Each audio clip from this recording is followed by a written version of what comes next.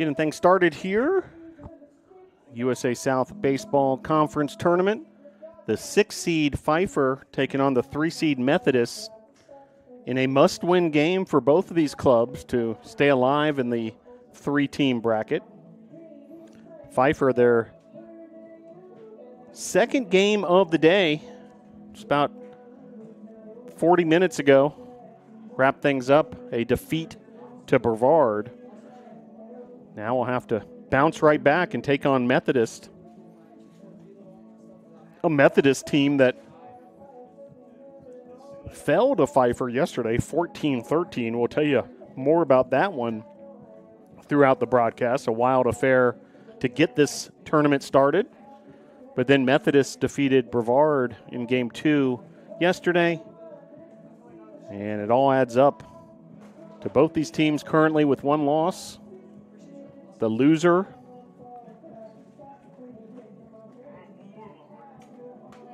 will have to head home, and the winner will stay alive and play Brevard for a winner-take-all championship scheduled for tomorrow.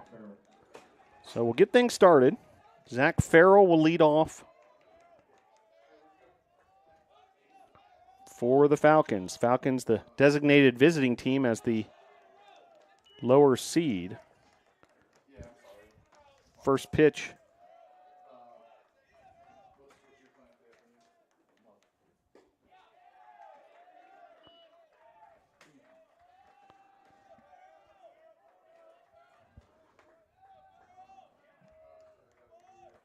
At 2:26 Eastern time, our first pitch, and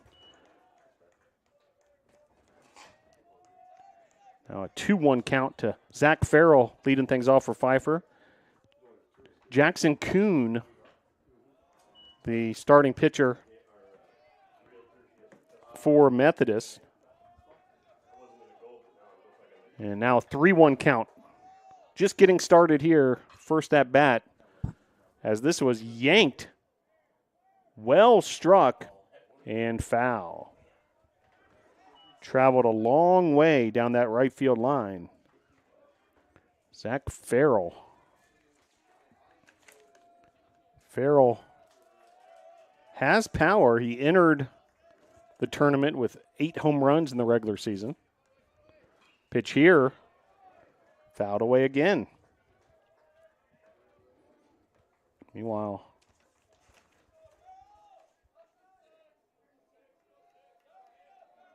Jackson Kuhn, sophomore from Foxfire, North Carolina, two-way player, also listed as a catcher, as this is fouled off.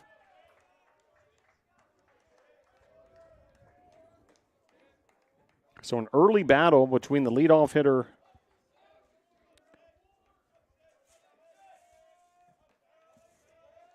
of the Falcons. And guess what? A hit by pitch. So first one of the day. After these two teams set an NCAA Division III record yesterday. Most combined hit by pitches in one game, 12. And the trend continues heading into the next matchup between these two teams. Meanwhile, Wilson Laurer steps to the plate. Bats from the left side.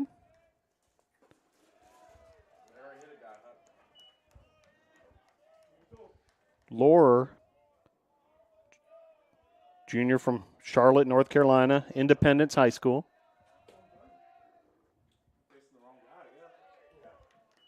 And hitters count early on here, 2-0. Laurer versus Kuhn. The Pfeiffer lineup, Farrell, Laurer, Wood, bat 1, 2, 3. Barnes, Turner, Lackey, 4, 5, 6. Javier Ashby Brown, 7, 8, 9. Pitch there, high and outside, 3-0.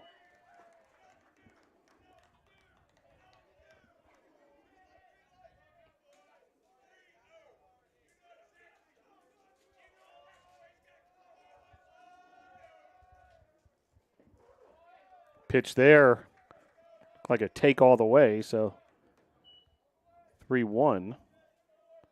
Wilson Lohr with a couple words with the home plate umpire.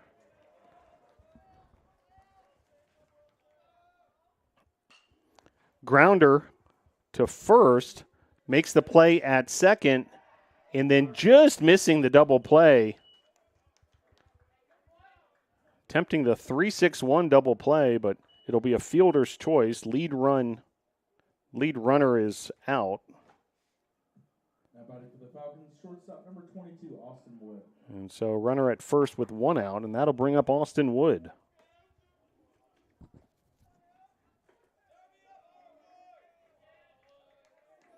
Wood, sophomore from Dallas, North Carolina.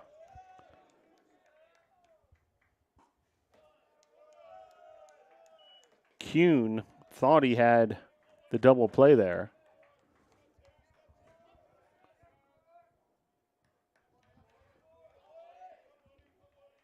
But Loris beat out the throw. And certainly the Monarchs doing everything they could to turn that double play.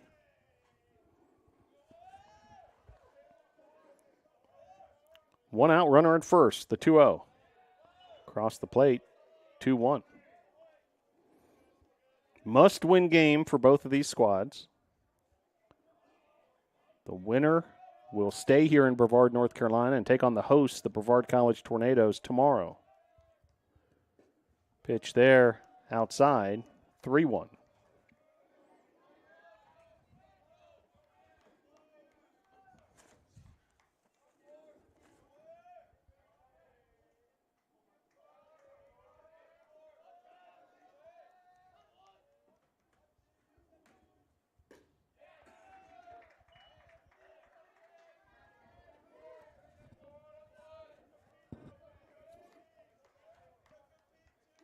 So full count now.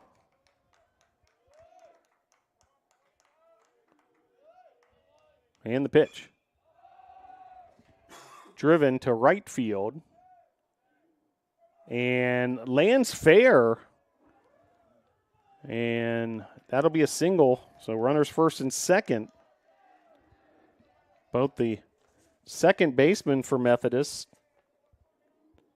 Mauger, and the right fielder, Deal, traveled a long way to try to hunt that ball down, but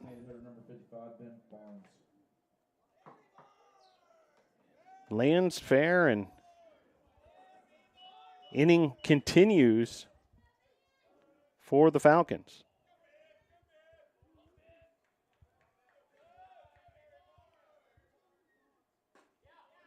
Ben Barnes now your hitter. Barnes in the regular season, a .367 batting average, 9 home runs, 35 ribbies, and led the team with .756 slugging percentage.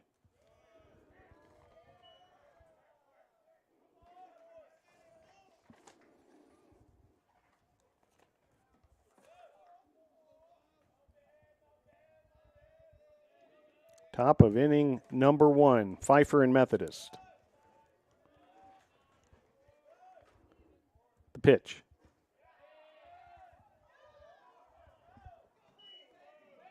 Missing there, 2-1.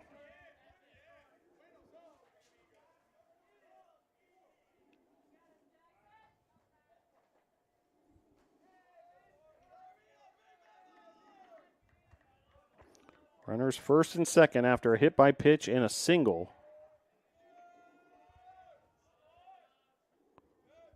Here's the 2-1. Fouled away to the left side.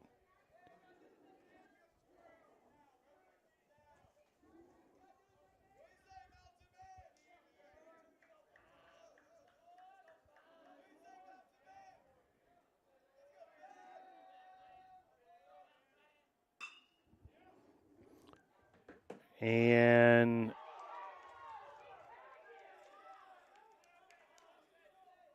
see what the ruling is here.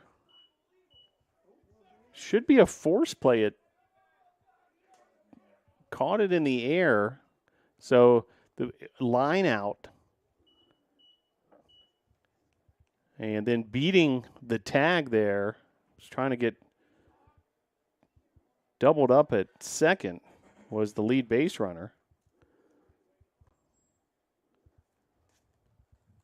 So now 2 outs. Now a talk between the 2 umpires manning the base paths.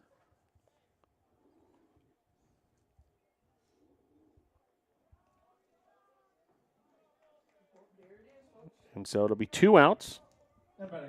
That'll bring up Josh Turner. So a line out for Barnes.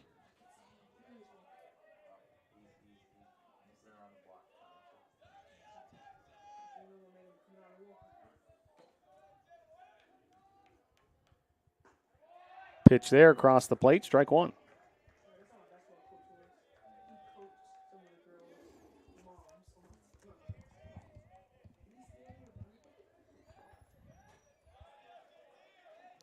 So runner first and second.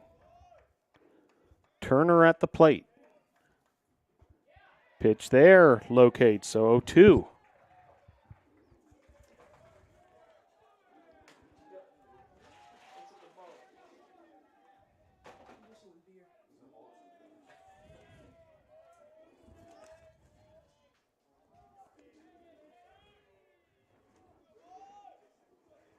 And the pitch. Outside, 1-2.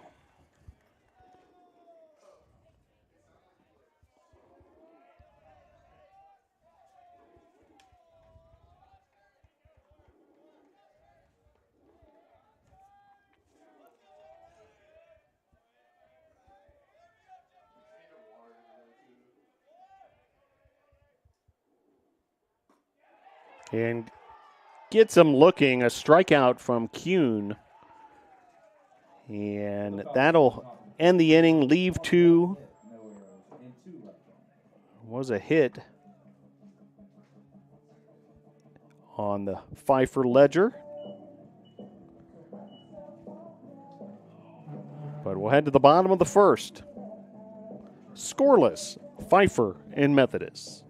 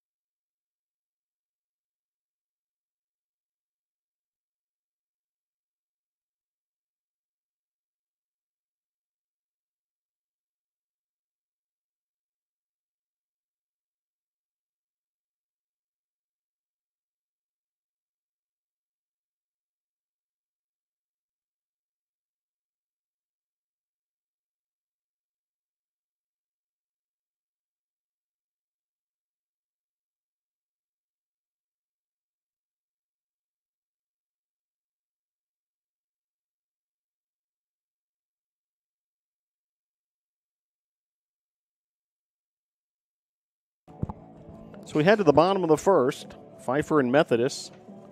Must-win game for both these teams here in the USA South Baseball Conference Tournament.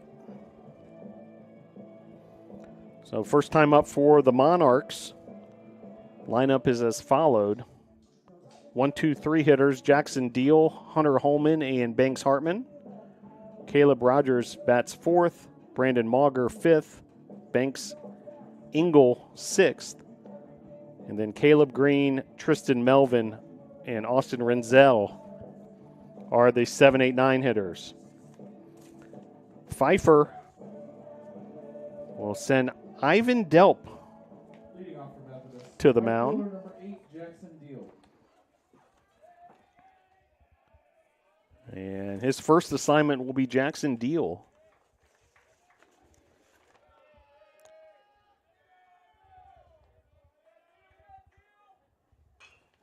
And first pitch swinging's deal, chopper to short. And quick out there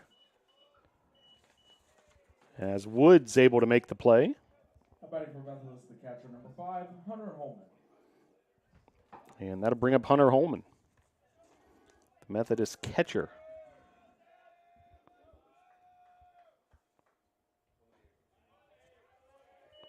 Ivan Delp. This is his 11th start of the season. 2-0 in 2024 with a 5.96 ERA. As this is lifted to right field. And another quick out. 3 pitches, 2 outs for Delp. Now batting for Methodist, the first baseman, number 36, Banks Hartman.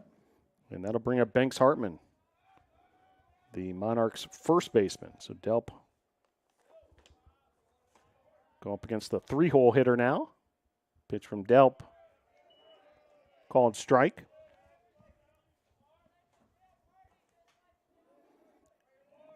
Pfeiffer defeated Methodist yesterday 14-13. And able to make the play there. A 1-2-3 inning. For the Monarchs, in the bottom of the first, no runs on no hits, no errors, and no one left on. Very effective inning for Delp. Just 5 pitches.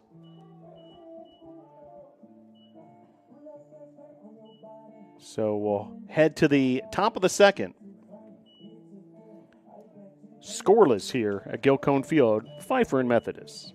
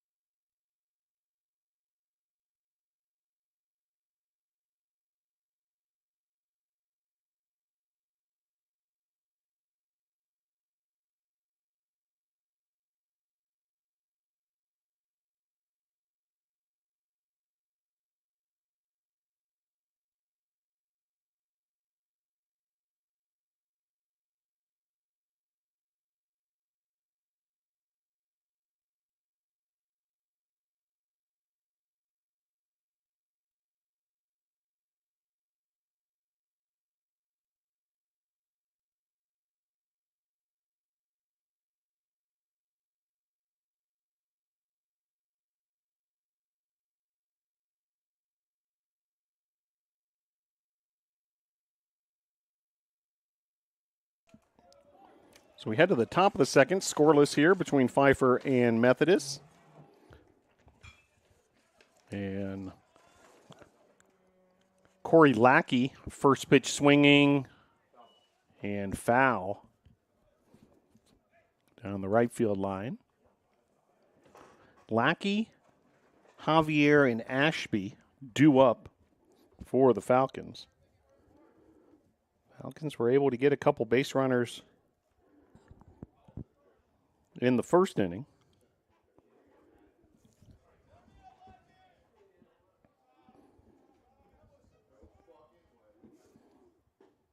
Pitch there. Locates. Early 0-2 advantage for Kuhn.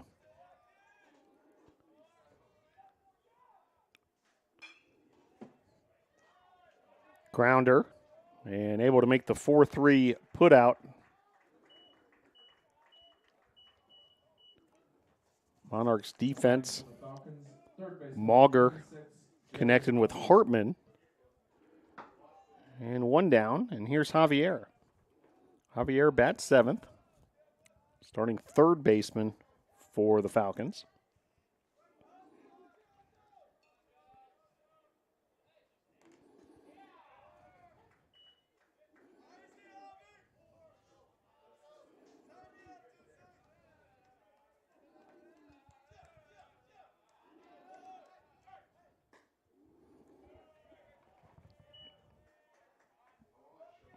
Yesterday, Javier went 3 for 6 with 2 RBIs and a run scored against the Monarchs. As grounder there, also to second base. Mauger makes the play. Well, 2 quick outs for Kuhn in the Monarch defense. Batting for Pfeiffer, center fielder number 16, Thomas Ashby. And bring up the center fielder, Thomas Ashby.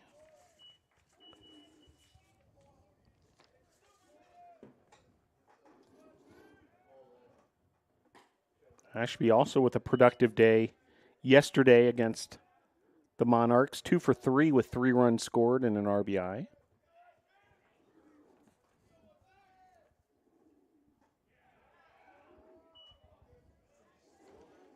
1-1 now the count. Nobody on. Top of inning number 2.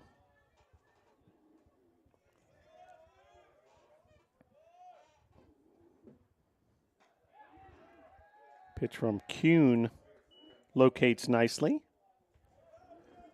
1-2.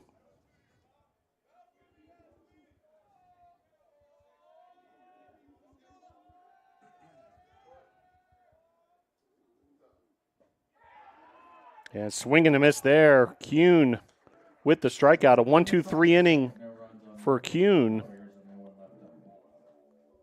Very productive. Top of the second for Kuhn. We'll head to the bottom of the second. Your score, Pfeiffer 0, Methodist 0.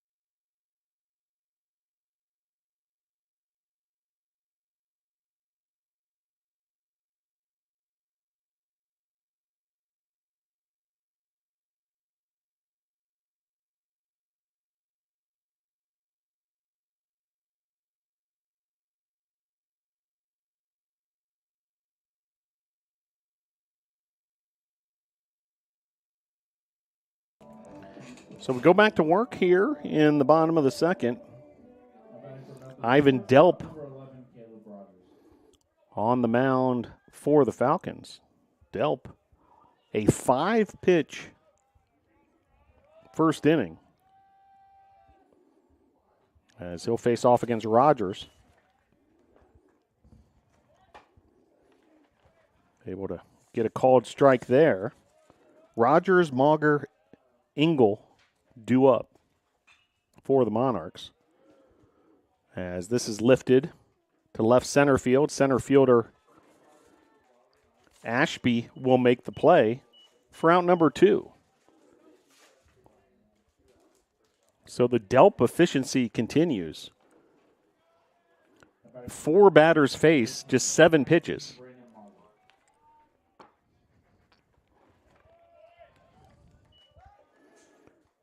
And he's able to locate there once again.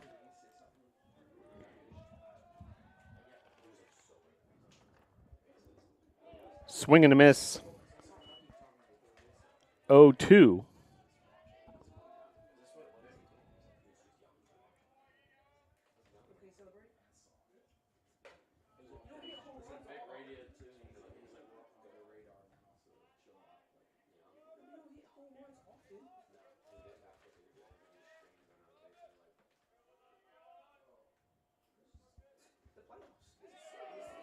And a called strike there for strike 3.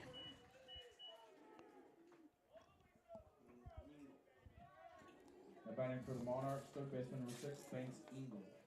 So third baseman Banks Engel steps to the plate.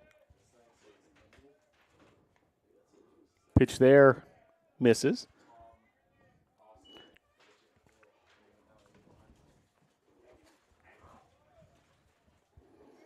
Here's the 1-0.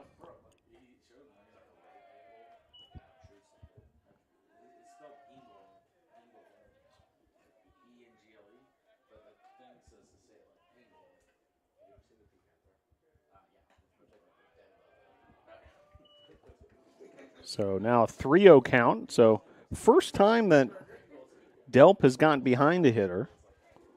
We'll see if Engel can cash in.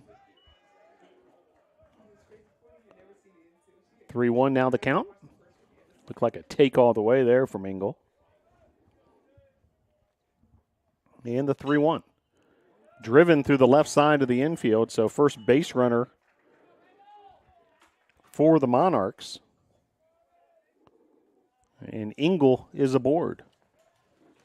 Back for the Monarchs, left fielder number 1, Caleb Green. So I'll bring up Caleb Green, the starting left fielder for the Monarchs. Bats in the 8 hole. We'll check that the 7 hole. Pitch there across the plate.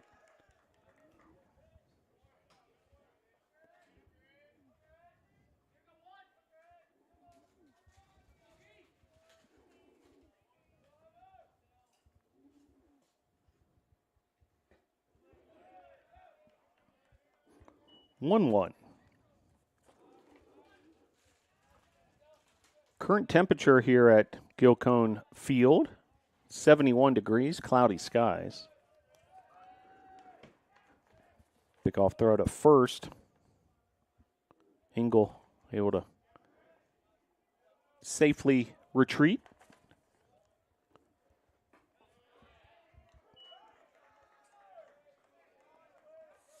And Delp able to get ahead 1-2.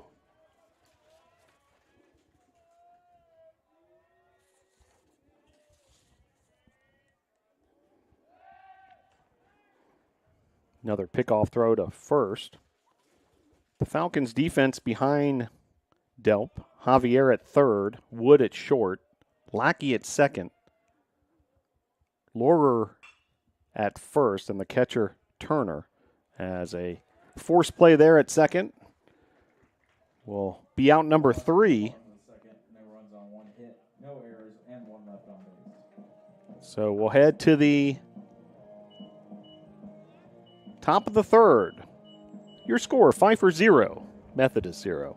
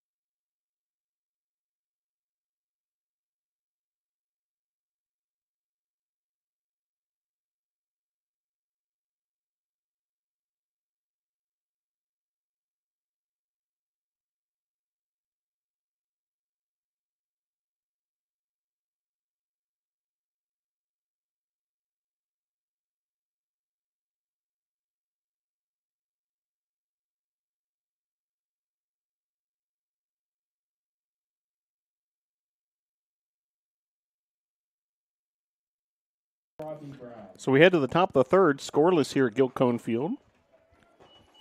Due up for the Falcons, Brown, Farrell, and Laurer. First pitch locates there from Kuhn.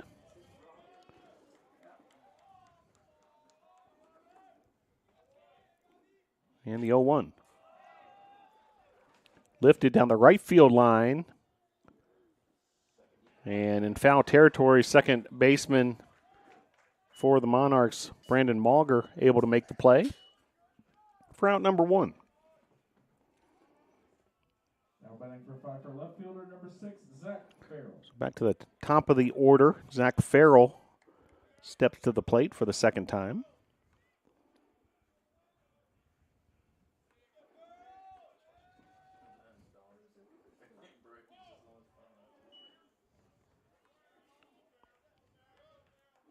First time around, Farrell was hit by pitch. A regular occurrence. Seems when these two teams take the field. NCAA D3 record 12 hit by pitch in yesterday's contest.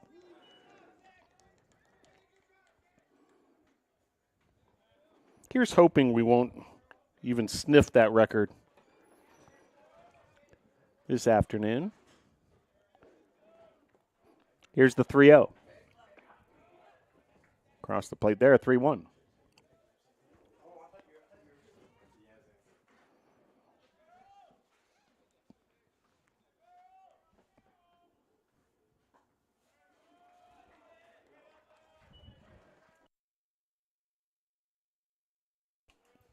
So a base on balls and runner aboard. That'll bring up Wilson Laurer. Batting for Pfeiffer, first baseman number 28, Wilson Laurer. Well, we spoke about the hit by pitch record-breaking situation yesterday between the two teams.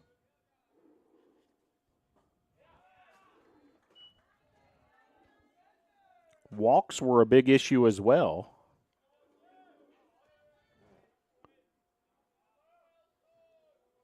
A grand total of 19 walks between the two teams yesterday.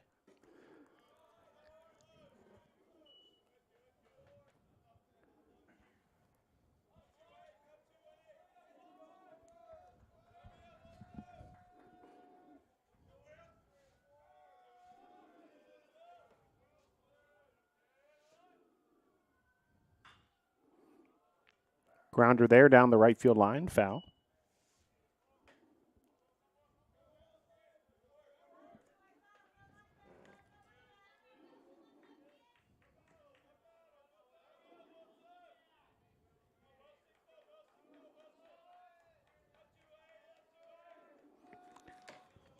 Must-win situation for both these teams.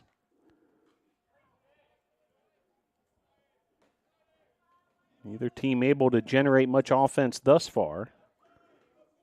Just one hit apiece.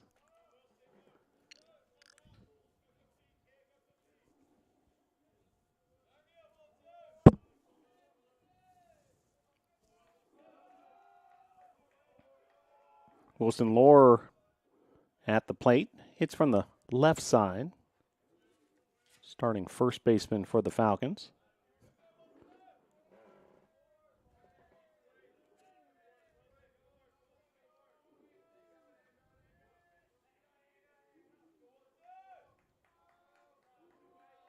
Laurer went 2 for 5 with 5 RBIs in yesterday's matchup between these two teams, and he's able to get a base hit there. So runners first and second. Compelling situation here in the top of the third for the Falcons. Number 22, Austin Wood. As Austin Wood steps to the plate.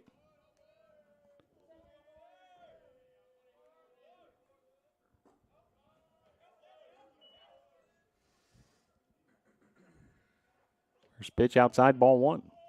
No one out here in the top of the third.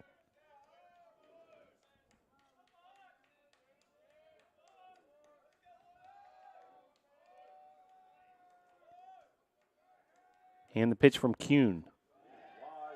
A wild pitch is going to move up the runners a station.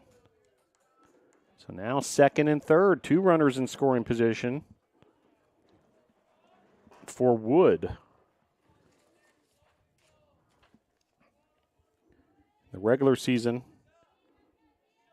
Wood drove in 21 runs, hit .311.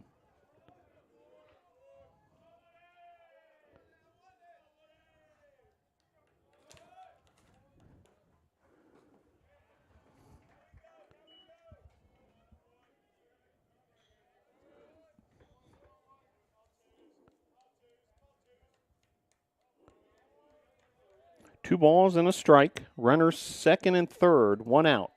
The pitch. Swing and a miss there, 2-2.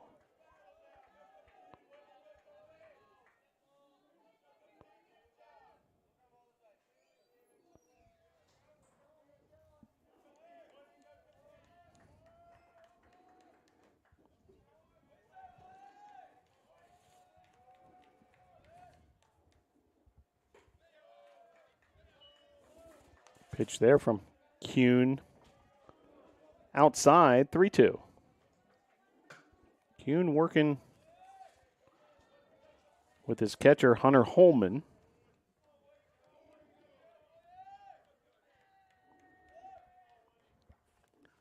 And the 3-2 pitch just misses, so another walk, and that's going to load the bases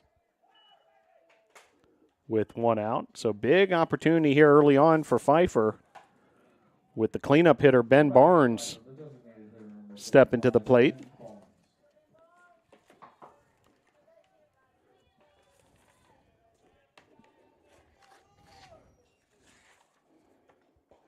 First pitch to Barnes.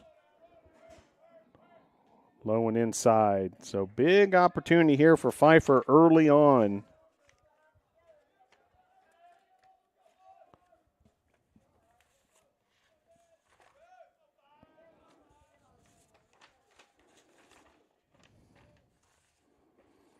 Pitch there, able to find the outside part of the plate. 1-1.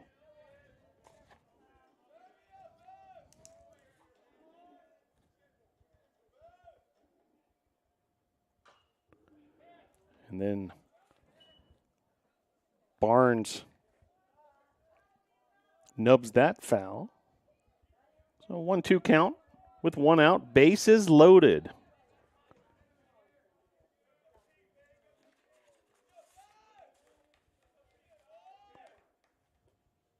Barnes drives this to center field. Runner at third tags. That's Farrell, and Farrell is able to come across, and Pfeiffer strikes first.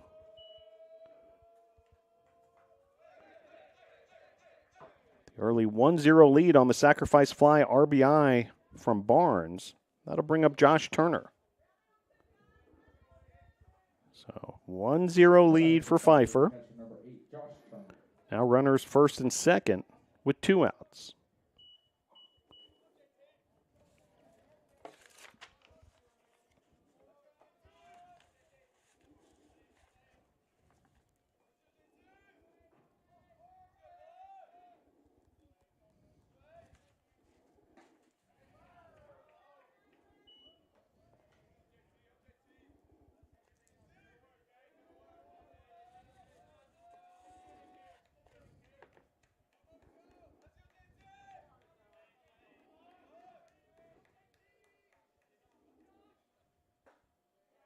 Pitch there, misses.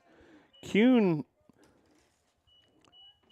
had a laborious first inning, an efficient second inning, and now Pfeiffer bats, making him work again here in the third. Already up to 63 pitches.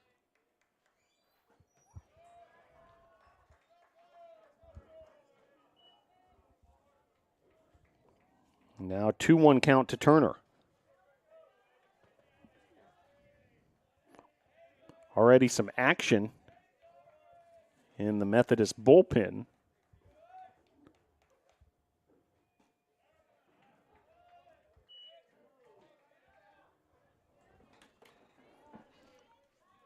Two.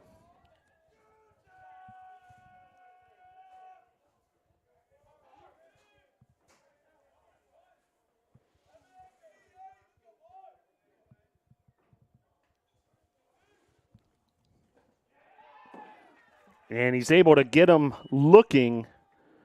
So big strikeout there for Kuhn when he needed it most with 2 runners aboard. So 2 runners are stranded. Pfeiffer's able to get a run in the process. We'll head to the bottom of the third. Your score, Pfeiffer 1, Methodist 0.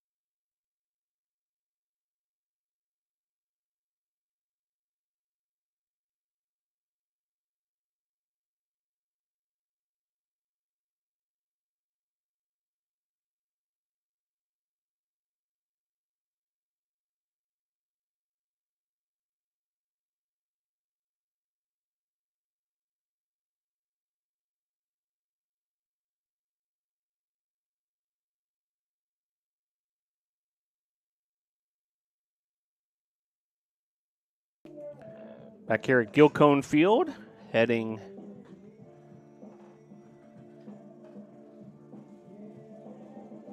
to the bottom half of inning number 3.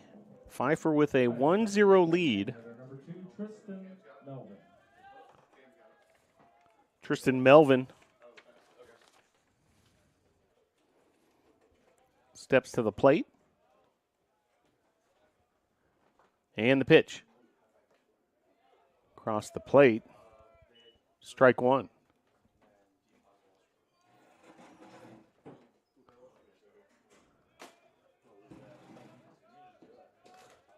And the 0-1. Outside, 1-1.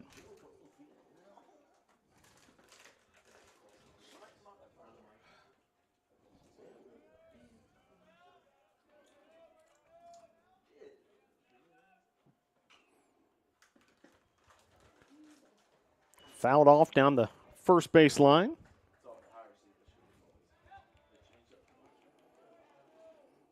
Winner of this contest will play Brevard tomorrow. A must-win situation for both these teams as we speak.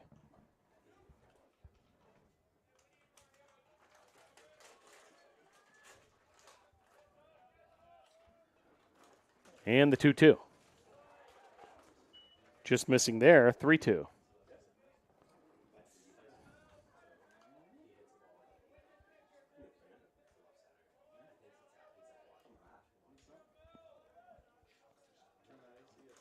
And the pitch. Comebacker right back to Delp. Easy play to first. And one down. That'll bring up Renzel.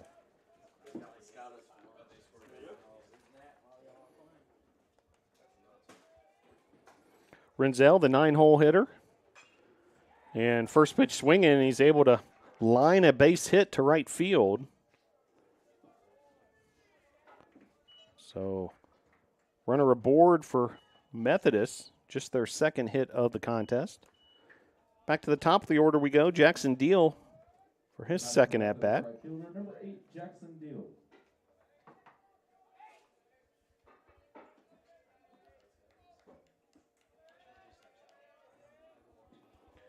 Deal grounded to short his first time out. Runner's going, and that'll be a stolen base for Renzel.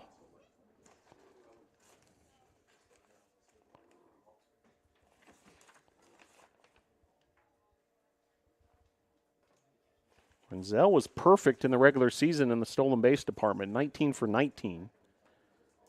Able to steal that one without a throw. Meanwhile, conversation at the mound between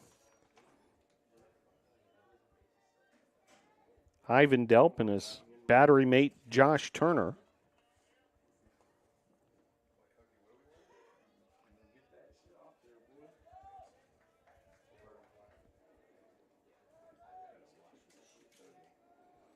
So runner now at second after the stolen base.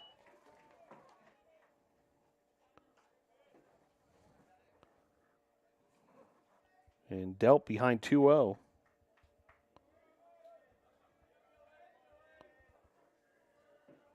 To Jackson Deal. Pitch here. Across the plate, strike 1.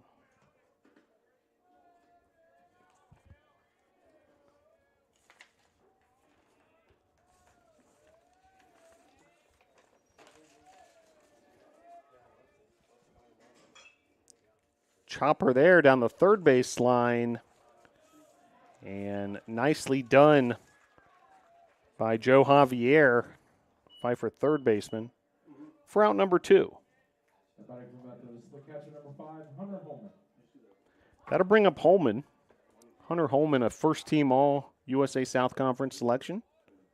Starting catcher for the Monarchs.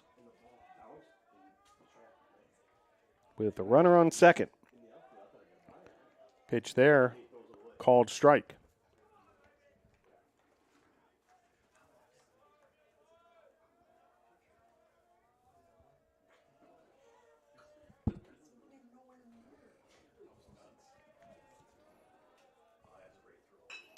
Grounder right up the middle of the infield, bobbled, and then collecting himself was the shortstop, Wood. And the Falcons able to get out of the inning. Methodist in the bottom of the third. No runs We'll head to the top of the fourth. and one left on.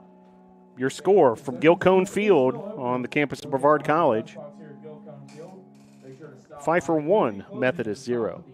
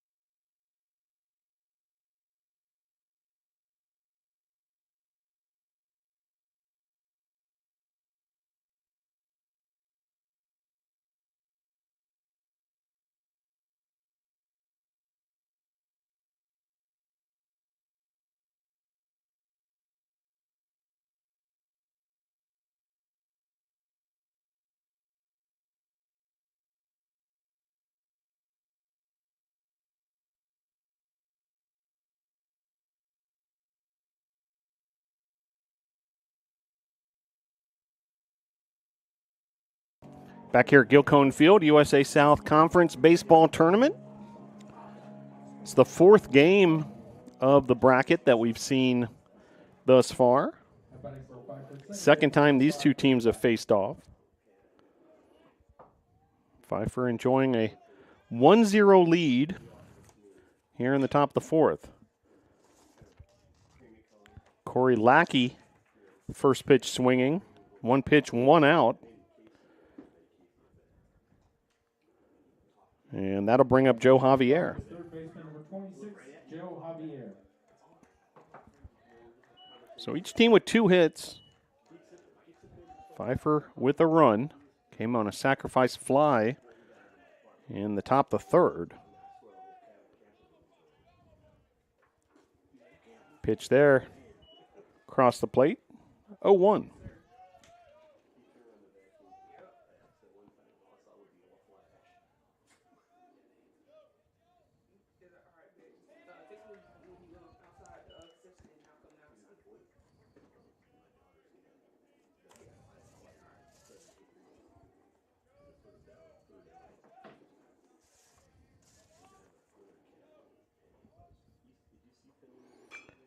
Javier slaps this into right field, and that'll be a base hit for Joe Javier.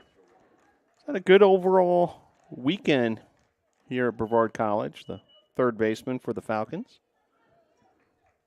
As that'll bring up Thomas Ashby. Thomas Ashby.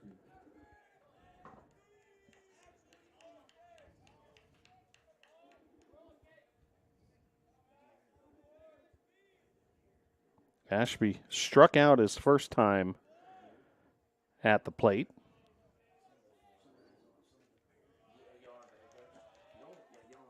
Kuhn now 71 pitches.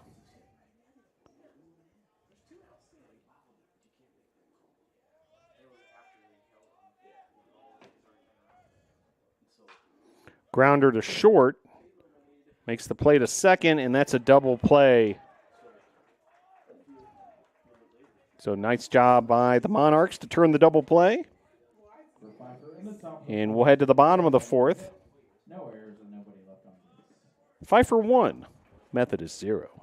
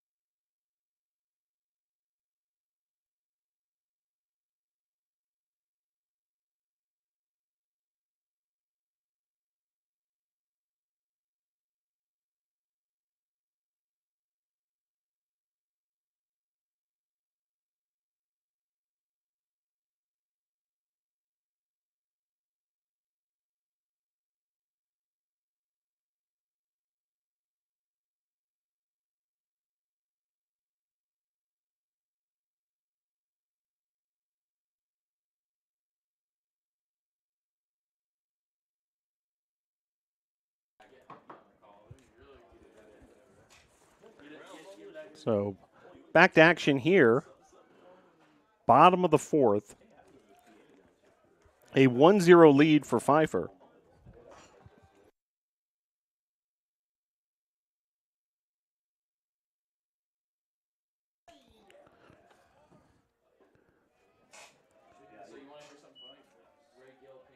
(2-0) the count.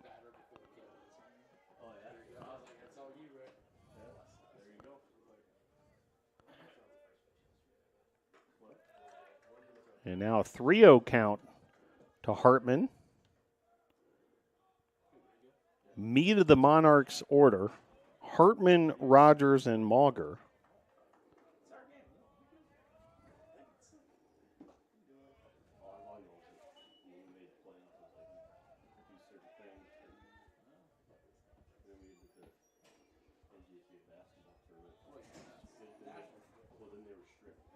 Here's the 3-1. Inside, ball 4. So runner aboard for the Monarchs. Shortstop number 11, Caleb Rogers. That'll bring up Caleb Rogers, shortstop, cleanup hitter, with Hartman at first.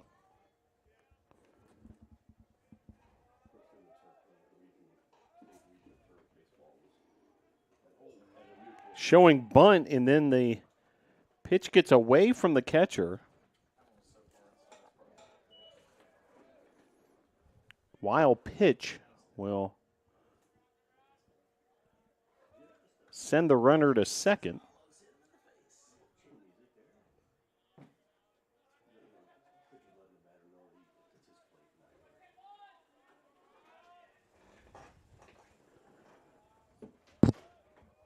So now runner in scoring position, representing the tying run. Pitch here. Bunted foul. So 1-1 the count. Runner at second. No outs.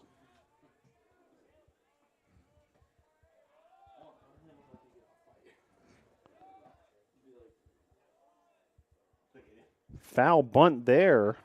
Went straight back.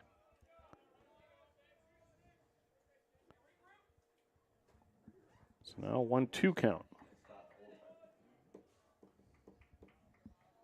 Well, glad you're able to join us wherever you may be tuning in from. Methodist and Pfeiffer in the USA South Baseball Tournament. Gilcone Field on the campus of Brevard College, Brevard, North Carolina. Nestled in the mountains of western North Carolina.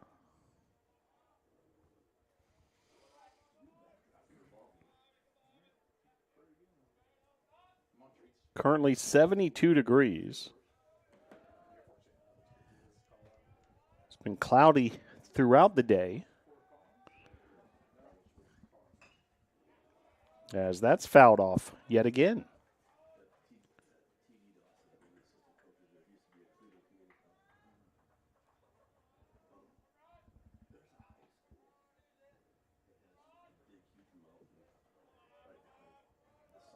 So count remains 1-2. And the pitch. Swing and a miss there. Able to get the strikeout. Delp. Nicely done. And now one down with the runner in second. Second baseman number 19, Brandon Mauger. Second strikeout of the contest for Delp. Kuhn has 3 strikeouts, starting pitcher for Methodist. First pitch there, off the plate, ball 1.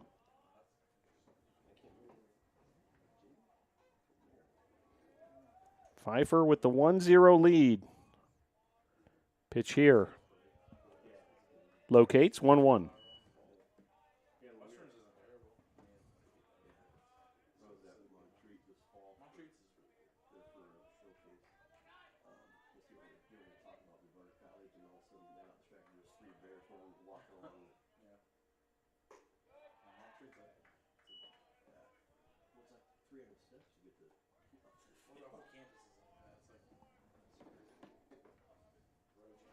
2-1 now the count.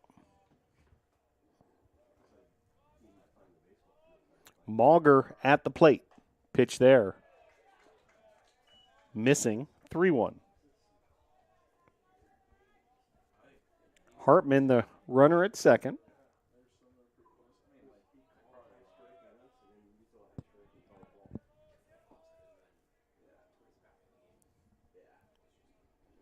Here's the 3-1. Driven through the left side of the infield. Runner being sent home. The throw from the left fielder is going to be cut off by the pitcher, then able to make the play at second. And actually he's going to be called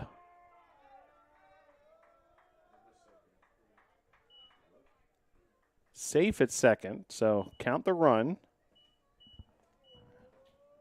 Very close play over there at second. Third baseman number 6, Banks Engel.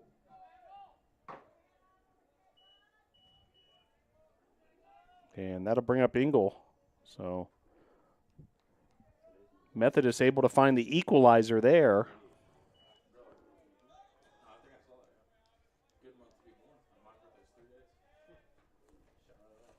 We ruled a RBI single, then advancing to second on the throw for Mauger, scoring Hartman.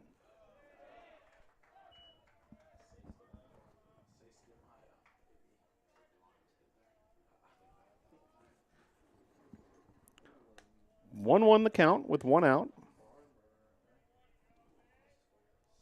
And now all tied up at 1. Pitch there. Across the plate, 1-2.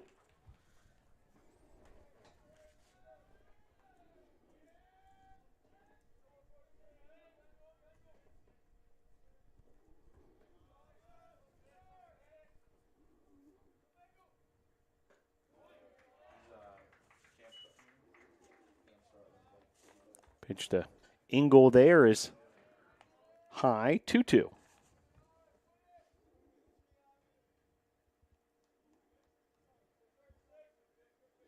Well, in the other bracket, Southern Virginia was eliminated yesterday. So, in essence, it creates a best-of-3 series between Greensboro and NC Wesleyan. That's now underway. Game 1 of the day. As another walk. Now runners first and second.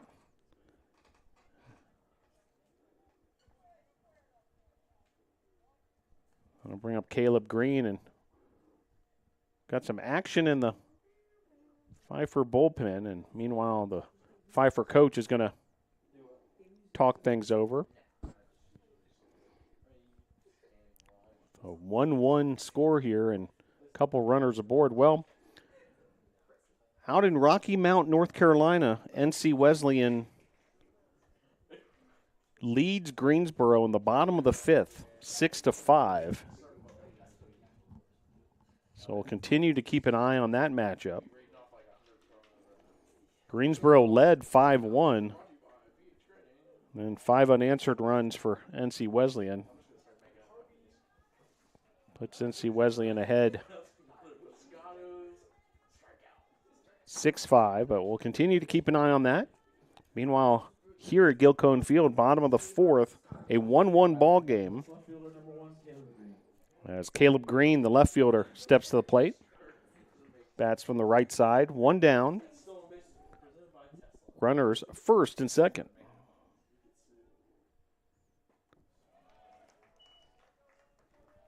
So fresh off the mound visit from the head coach, Craig Bolton.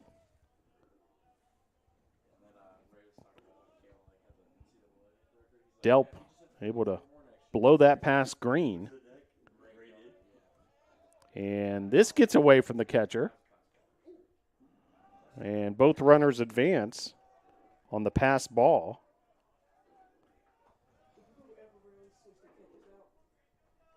So now 2 runners in scoring position for Methodist.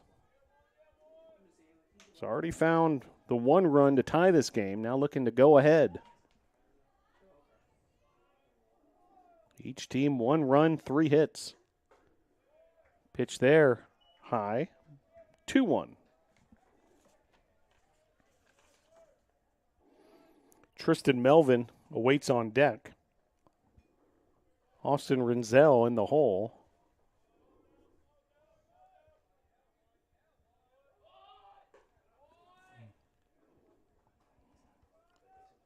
As now count runs to 3-1. Runner second and third, 1 out.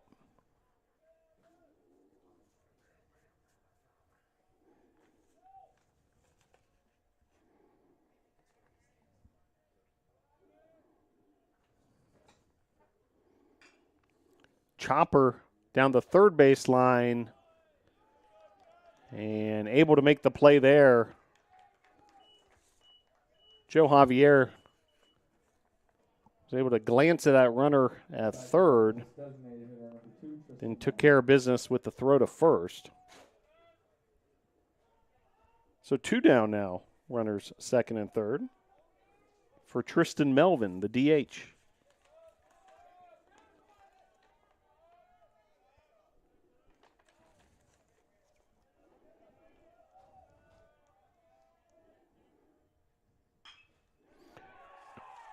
Hit sharply down the third base line. That's going to score 2 runs. And Melvin with a stand-up 2 RBI double. And the Monarchs now ahead 3-1.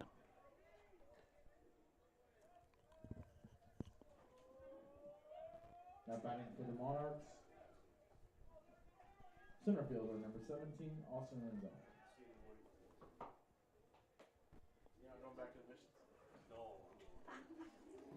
So that'll bring up Renzel. So Methodist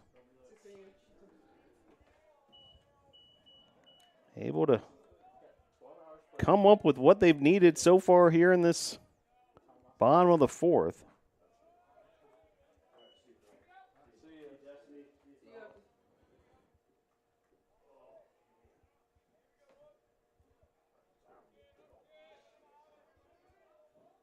RBI single for Mauger, and then a 2 RBI double from Melvin.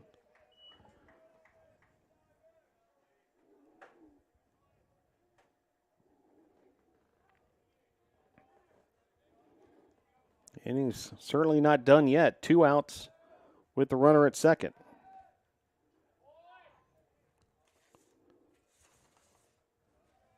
Delp with a pickoff move to second. Melvin, the base runner there after the 2 RBI double.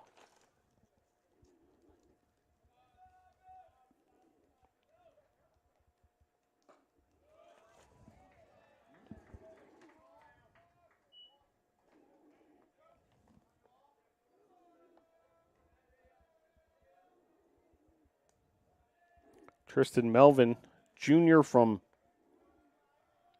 Cincinnati, Ohio. Archbishop Moeller High School, one of the more prolific high schools in the entire country in terms of athletics. Incredible football over the years there.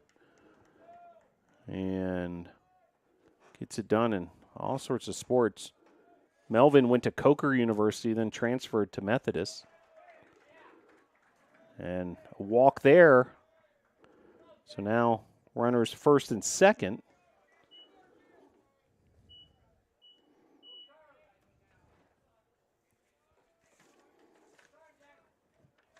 Now batting for Methodist, right fielder number 8, Jackson Deal. That'll bring up Jackson Deal back to the top of the order.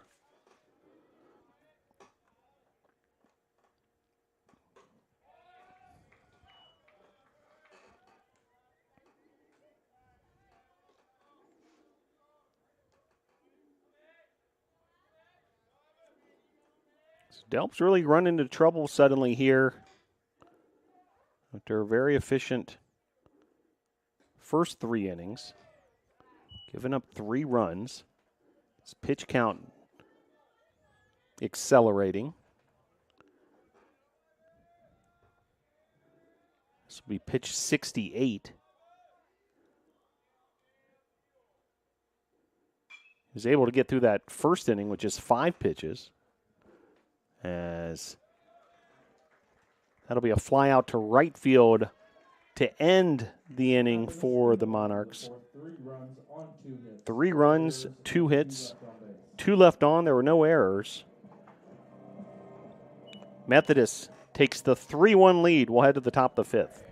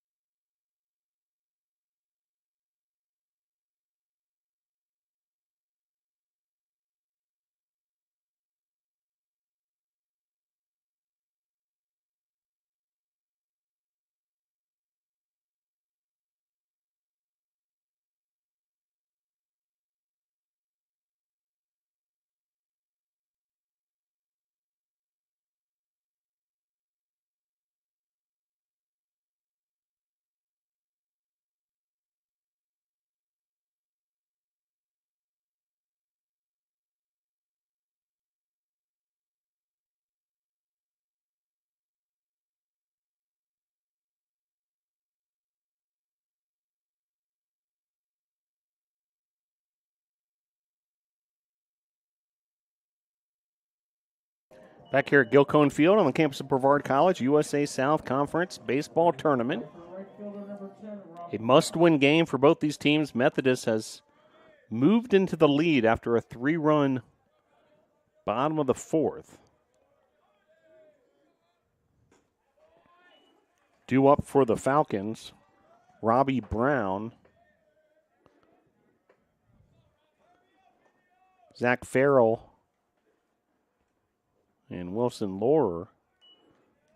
9, 1, and 2 hitters.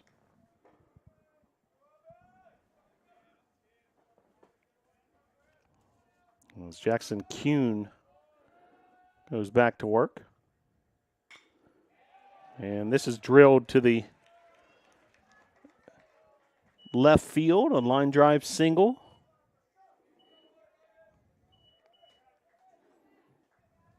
For Robbie Brown, and that'll bring up Zach Farrell. Each team with 4 hits. Zach Farrell steps to the plate, leadoff hitter for the Falcons. A first-team all-conference performer. Foul tip there, strike 1.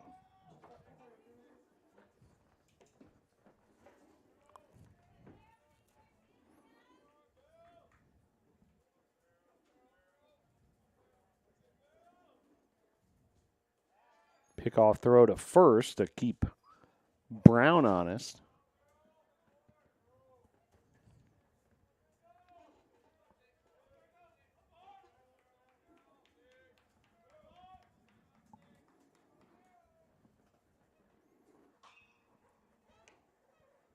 Hammered foul off the visiting bullpen here at Gilcone Field. Designated home team in this contest is Methodist. Pfeiffer, the visitors. Pfeiffer was in that same dugout for their contest versus Brevard.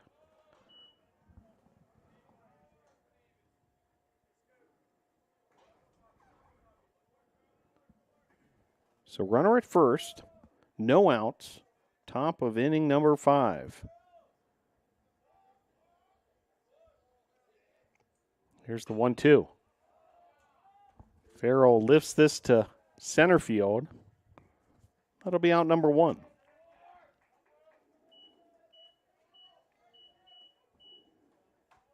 Now batting for Fifer, first baseman number 28, Wilson Laurer. Bring up Wilson Laurer.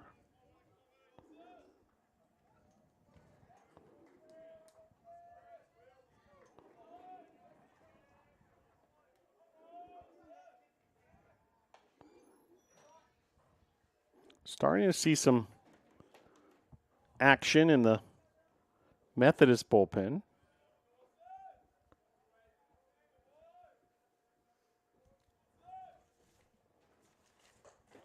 As that pitch outside. Xander Johnson, freshman from Coates, North Carolina, warming up. Also action in the Pfeiffer bullpen. We'll see if we can get you an ID there as well.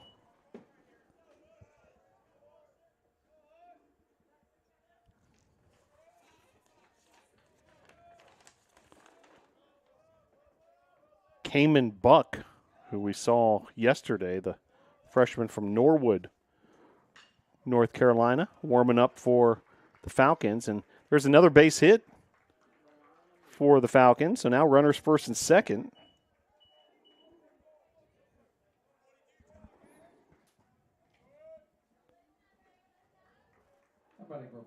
Shortstop number 22, Austin Wood. I'll bring up Austin Wood, second team all-conference performer, shortstop for the Falcons.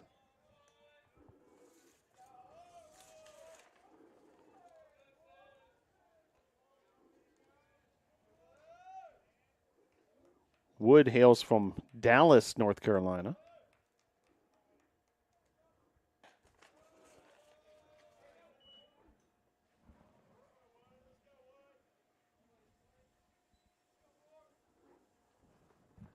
He takes ball one.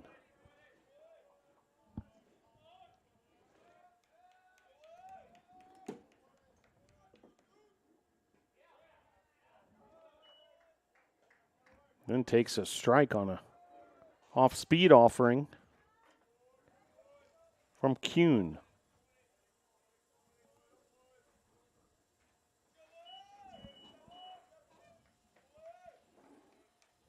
Here's the 1-1.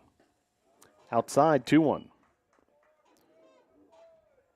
And Fifer has the tying run at first. Here in the top of the fifth. Pfeiffer led 1-0, then fell behind 3-1 through 4. The pitch.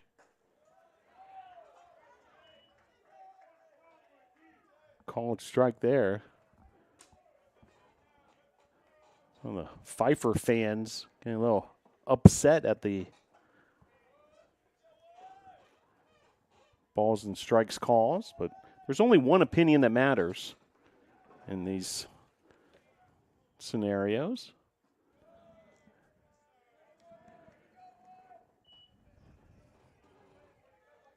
Three-two the count with one out. Runner at first is Lohr. Brown, the base runner at second.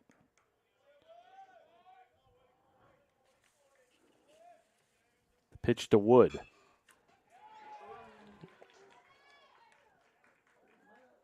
And runners will be held up after that. Made its way through the left side of the infield. And it'll be bases loaded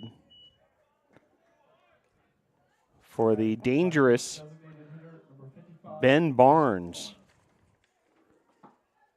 Barnes, in the regular season, 367, 9 home runs, 35 RBIs, 756 slugging percentage. Big opportunity here for the slugger with the bases loaded.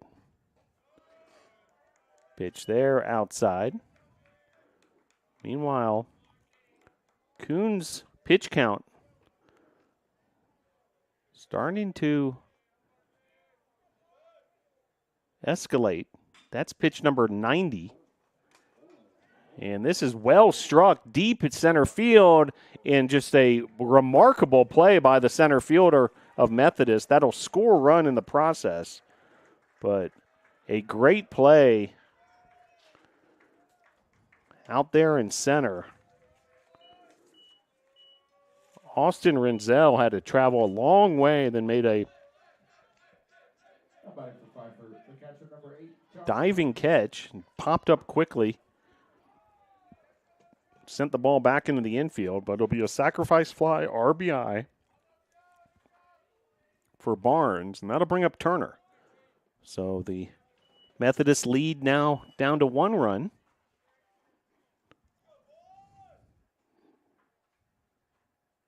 Runners now first and second.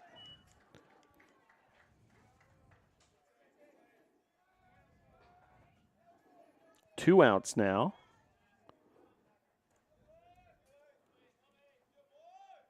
Here in the top of the 5th.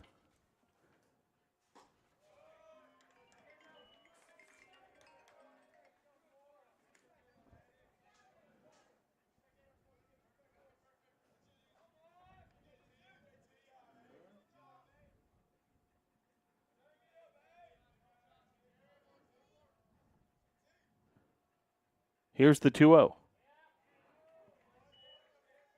Locates there nicely, 2-1.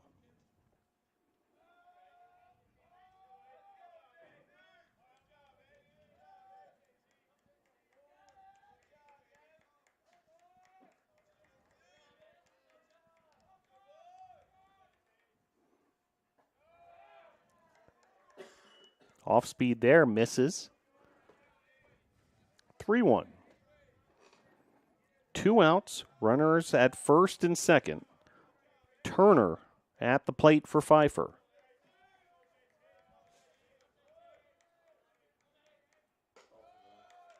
And that'll be ball 4. So bases loaded.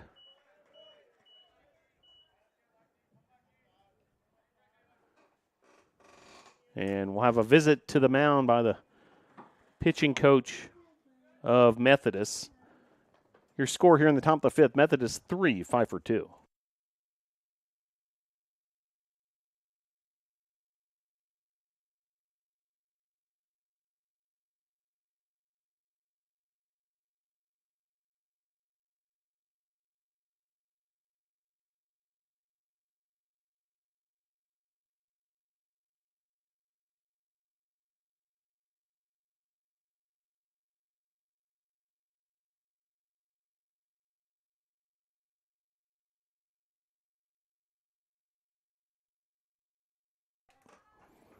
So bases loaded opportunity here for Pfeiffer.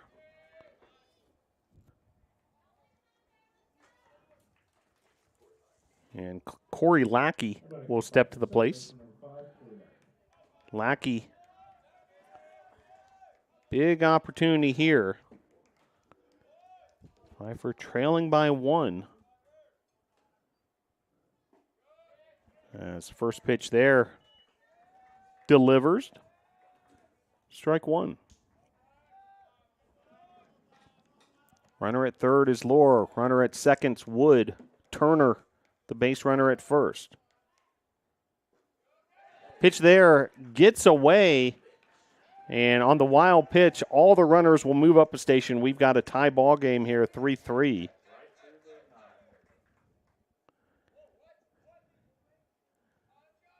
And self-inflicted wound there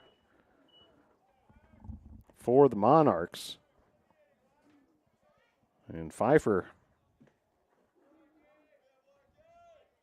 able to erase the Methodist lead as we're tied up 3-3.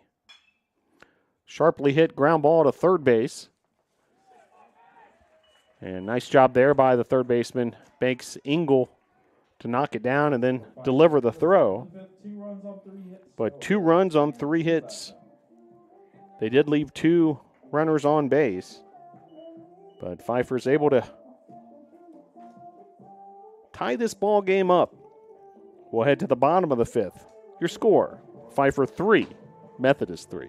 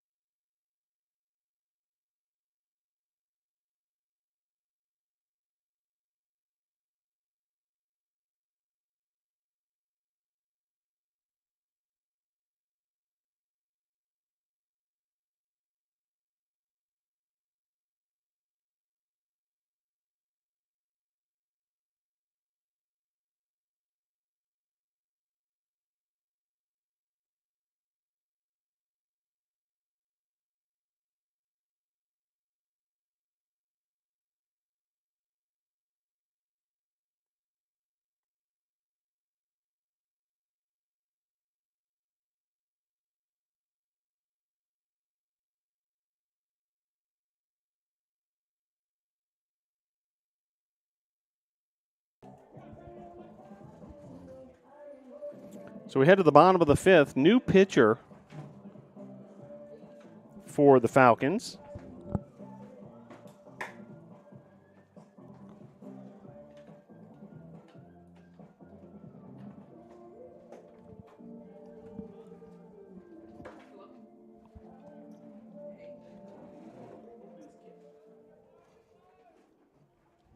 The Vancouver Methodist, pitcher number 5 currently.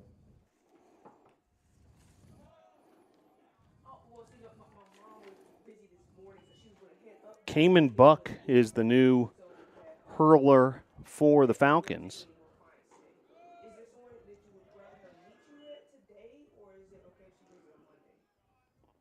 And his first assignment is Holman. And Holman sends that up the first base line. And it'll be a base hit.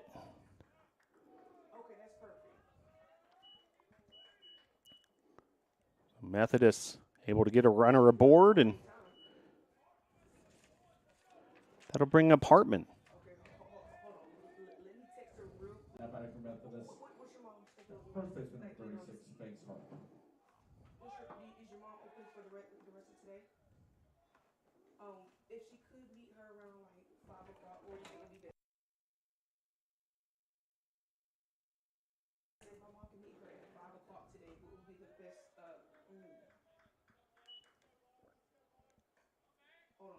Final line for Delp. 4 innings, 4 hits, 3 runs, 2 earned runs rather. 3 walks, 2 strikeouts. As Buck now in first relief pitcher we've seen in this contest. Kuhn has gone 5 complete innings. He's run his pitch count all the way to 98, so we'll see if he continues to remain in the game. Meanwhile, runners first and third now after a base hit.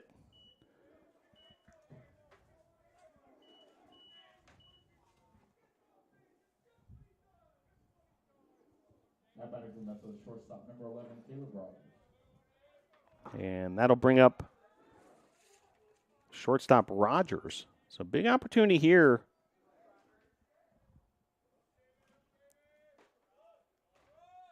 for Methodist to regain the lead. No outs, runners on the corners. First pitch fouled off, out of play. Rogers, your batter. Brandon Mauger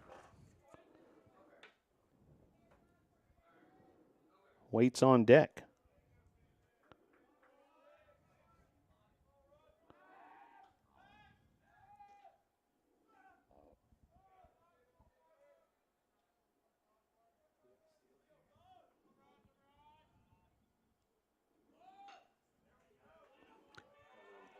Bunt up the first base line, and it's going to score a run.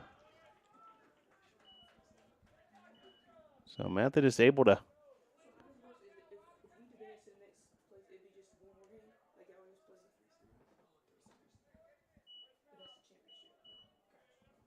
so 4-3 now your score.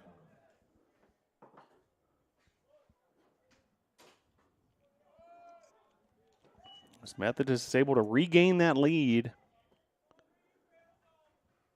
after Pfeiffer tied things up at 3. Quick answer from Methodist, and now 1 out here in the bottom of the 5th. Pitch there across the plate. Relief pitcher Cayman Buck.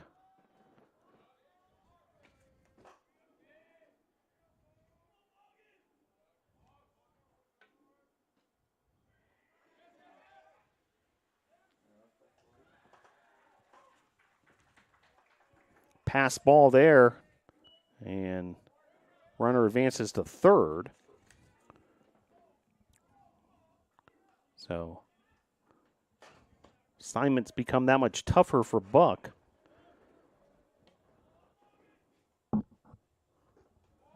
Pitch there, blocked by the Pfeiffer catcher, Turner.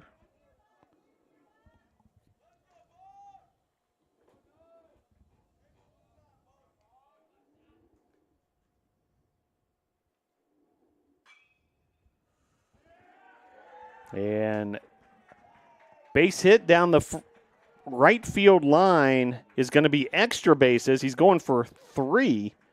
And Mauger able to get a stand-up triple, drive in another run for the Monarchs, who now lead 5-3.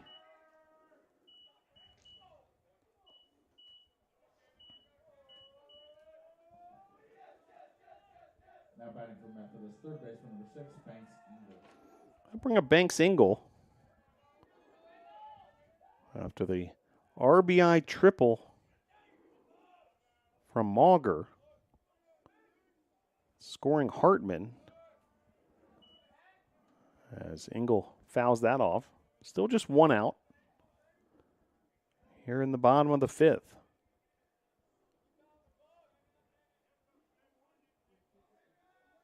Methodist able to score 2 runs here off the reliever Buck. Another bunt here from the Monarchs. And another run comes home. So 2 of the scores have come via bunts. And now a 6-3 lead.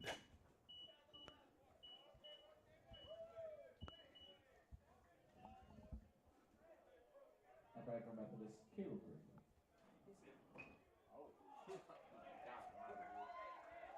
And Green able to get on base with yet another bunt.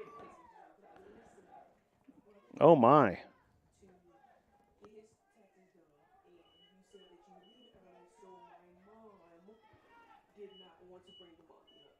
So, small ball getting it done here for the Monarchs. Here in the 5th inning.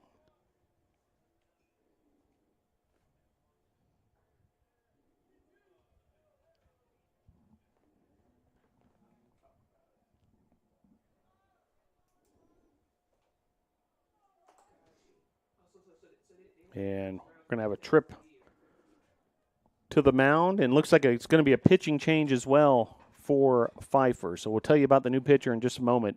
Your score here in the bottom of the 5th, Methodist 6, Pfeiffer 3.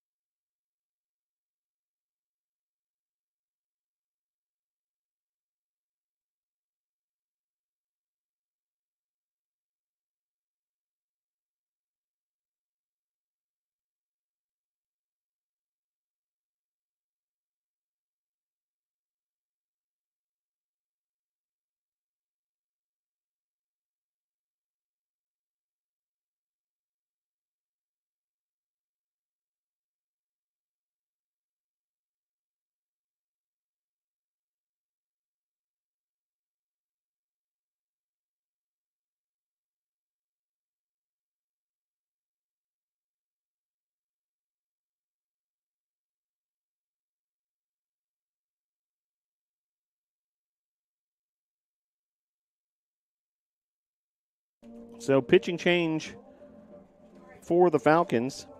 Nate Callahan, the senior from Lincolnton, North Carolina. One of the more active pitchers for the Falcons in 2024. Saw appearances in 13 contests, including 3 starts. And he inherits a situation here where Pfeiffer looking to stop the bleeding after 3 runs by Methodist here in this bottom of the 5th. Methodist now back ahead 6-3 after Pfeiffer tied things up 3-3. First up for the Monarchs is Melvin, the designated hitter. Runner at first. That's Green after the bunt single, and now Green takes second on the stolen base.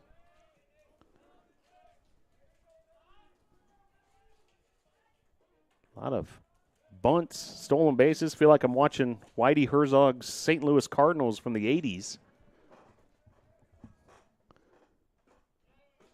As a pitch there locates. So the reliever, Callahan, able to get ahead 0-2.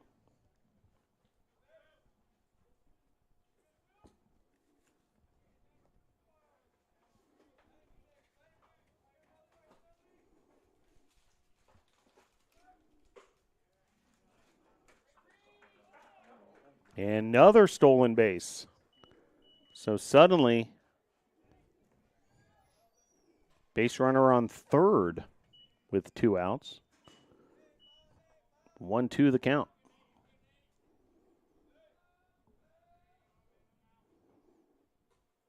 Pitch there, high inside, 2-2.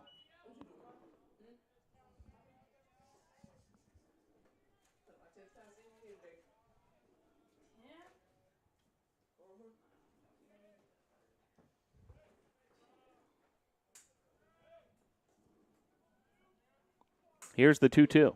Swing and a miss there, so Callahan able to get the strikeout. However, Methodist able to score 3 runs in the process on 4 hits. Your score at the end of 5, Methodist 6, Pfeiffer 3.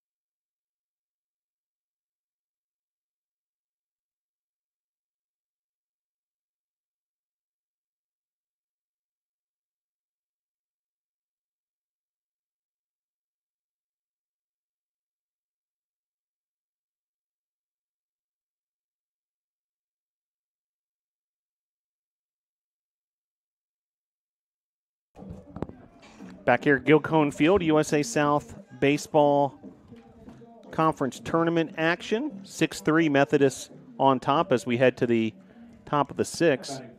Glad to be joined by Brevard College assistant coach Vinny Carone here on the broadcast. Coach, thanks for joining the broadcast here at the USA South Tournament. Of course, Phil. It's good to be on. As going back to work here is Kuhn. Kuhn, that was pitch number 98. This will be pitch number 100 coming. Really seeing some longevity from the starting pitcher here of the Monarchs. Yeah, obviously they've played 2 games already, and they're running a little bit thin on pitching, as everybody is at this point in the tournament. So to have this kind of depth from your starter is huge for Methodist if they want to continue on in the tournament. Well, he's facing Javier here, the third baseman for Pfeiffer. Now Pfeiffer having to play from behind after tying this game up 3-3. Then Methodist answered 6-3. Now these 2 teams played yesterday, a wild affair, right back at it today. And all sorts of ebbs and flows in the 2-game series between these two. What have you noticed when these 2 teams square up? I mean, the tale of yesterday was just the walks and the hit-by pitches. We have a leadoff walk then again today. So I think the team that can kind of, it sounds simple, but make the most plays defensively and keep the ball in the strike zone and keep guys off the bases from the free pass, they'll have the best chance to win. And so far, that's been the case. It's been a lot better today, less free passes. Obviously, clean defense so far, but when Methodist gets guys on base, they're very, very good at getting them over. Steal, bunt, whichever way possible, and then getting them in. They're very efficient. You can see they have 6 runs on 8 hits right now, so if they're getting on base, they're pretty much scoring for the most part. Well, it looks like we're going to have a pitching change here. We mentioned Kuhn's pitch count. He will depart having thrown 102 pitches.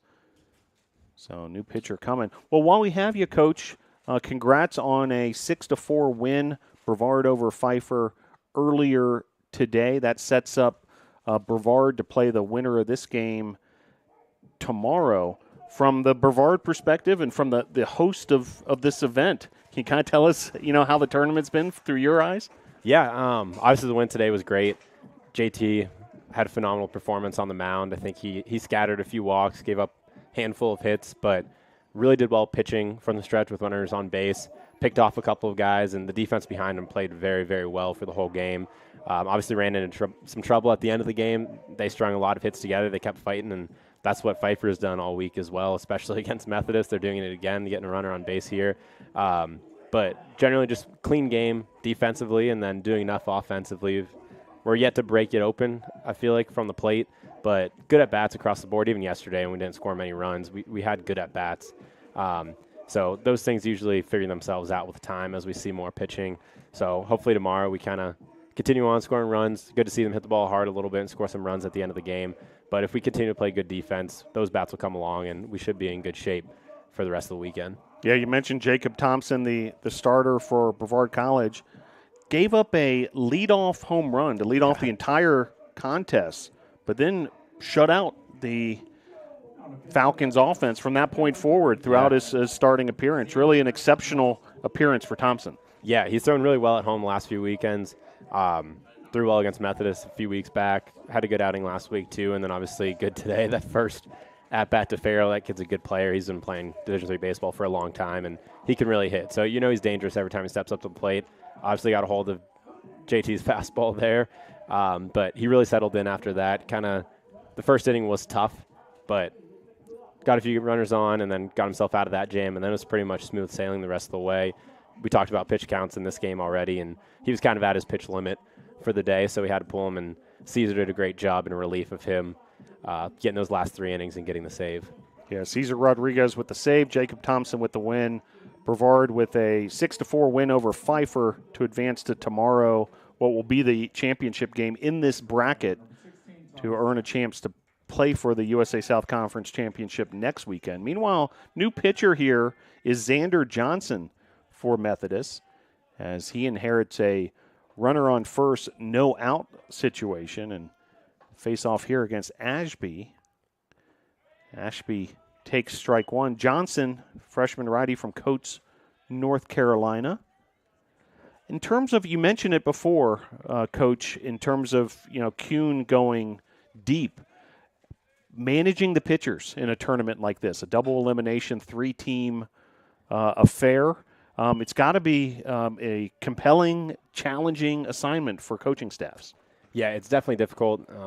We were definitely watching the game yesterday, and I think starters ran into some trouble early. Obviously, we mentioned the walks and the hit-by pitches. And there's one mindset where you try to get them out of there because it's kind of a winner-take-all game, most of the games here. So you can't really let a guy go out there and keep walking guys and keep giving up hits. But the other side of the token is if you pull him in the 3rd inning, that's a long way to go to get through 9 if you don't have a guy comes in and kind of calms the storm for a little bit. So you need some depth and length from your starting pitcher. Most teams have been able to do that so far, so the bullpens are intact. But you got to keep those best bullpen arms available. You can't be using them in the 4th, 5th inning because you're really going to run out of arms quick when you get to Saturday if you get that far. Ashby lifts that to right field where Deal makes the play for out number 1. So runner on first, 1 out, and that'll bring up Robbie Brown, the 9-hole hitter. Well, this is certainly one of those winner-take-all games. The loser's season will be finished.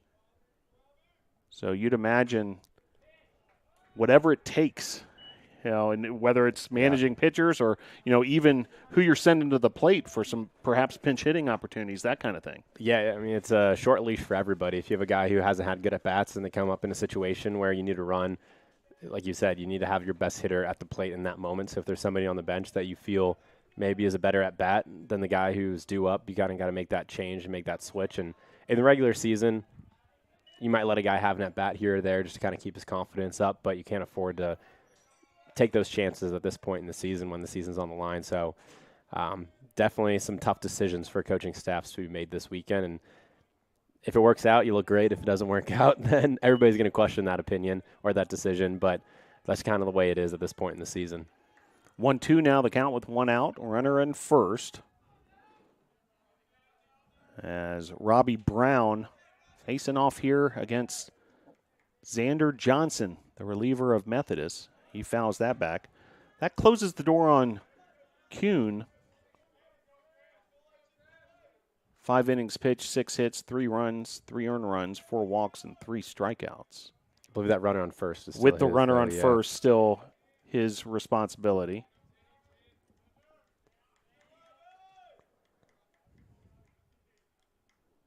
As pitched there.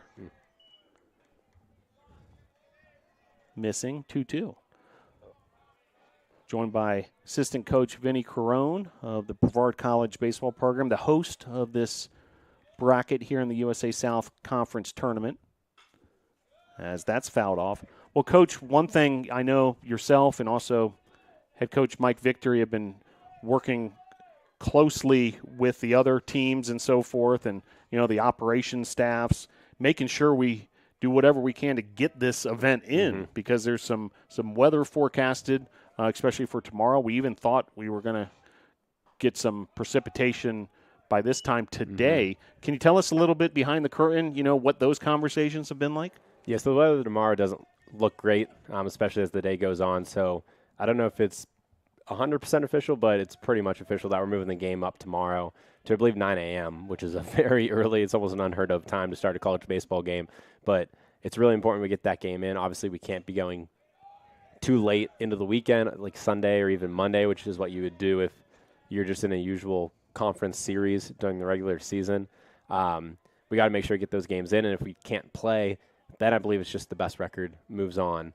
And head-to-head comes into account just like it would if you're deciding who's in second or third place or first place in the regular season. So it's really important to play those games. Base hit there from Robbie Brown. Yeah, base hit right up the middle, so now runners first and second. And indeed, Coach, that was the information we got as well to start preparing for a 9 a.m. first pitch tomorrow with the idea of whatever it takes to get this game in. We'd love to see this side of the bracket decided on the field. Yes, of course, yeah. And we got all day tomorrow to play that game. So hopefully there's breaks in the weather, and whether we get it in the morning or if it does get delayed a little bit, our tarp is good.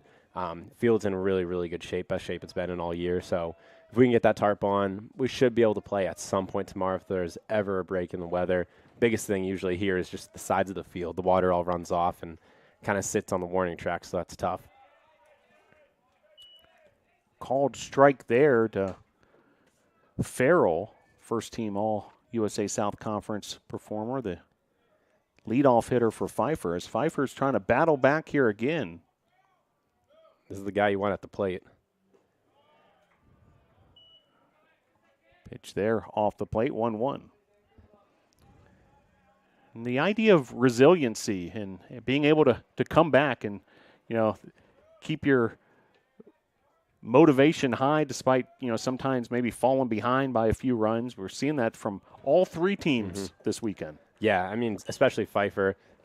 They came back, obviously, in game one today. It was 6-1. They hadn't done much with their offense all day, and I think we got at least one quick out, maybe 2 quick outs, and it was just like single, walk, single.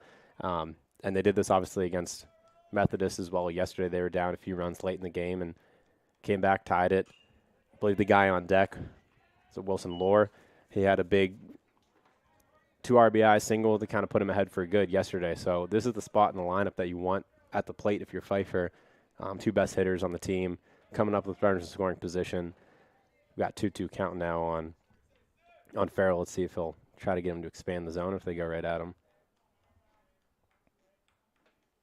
And the 2-2.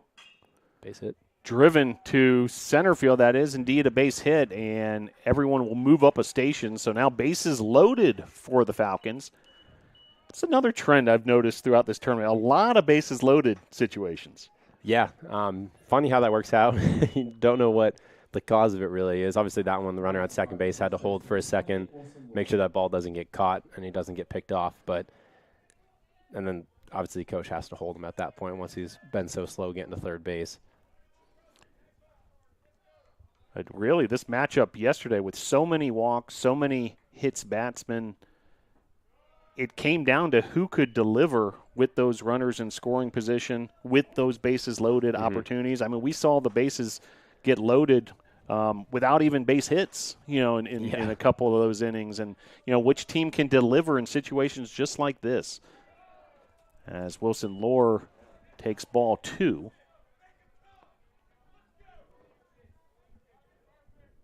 Wilson's had a great week so far. I think he had a couple hits in our game and already has a hit in this game.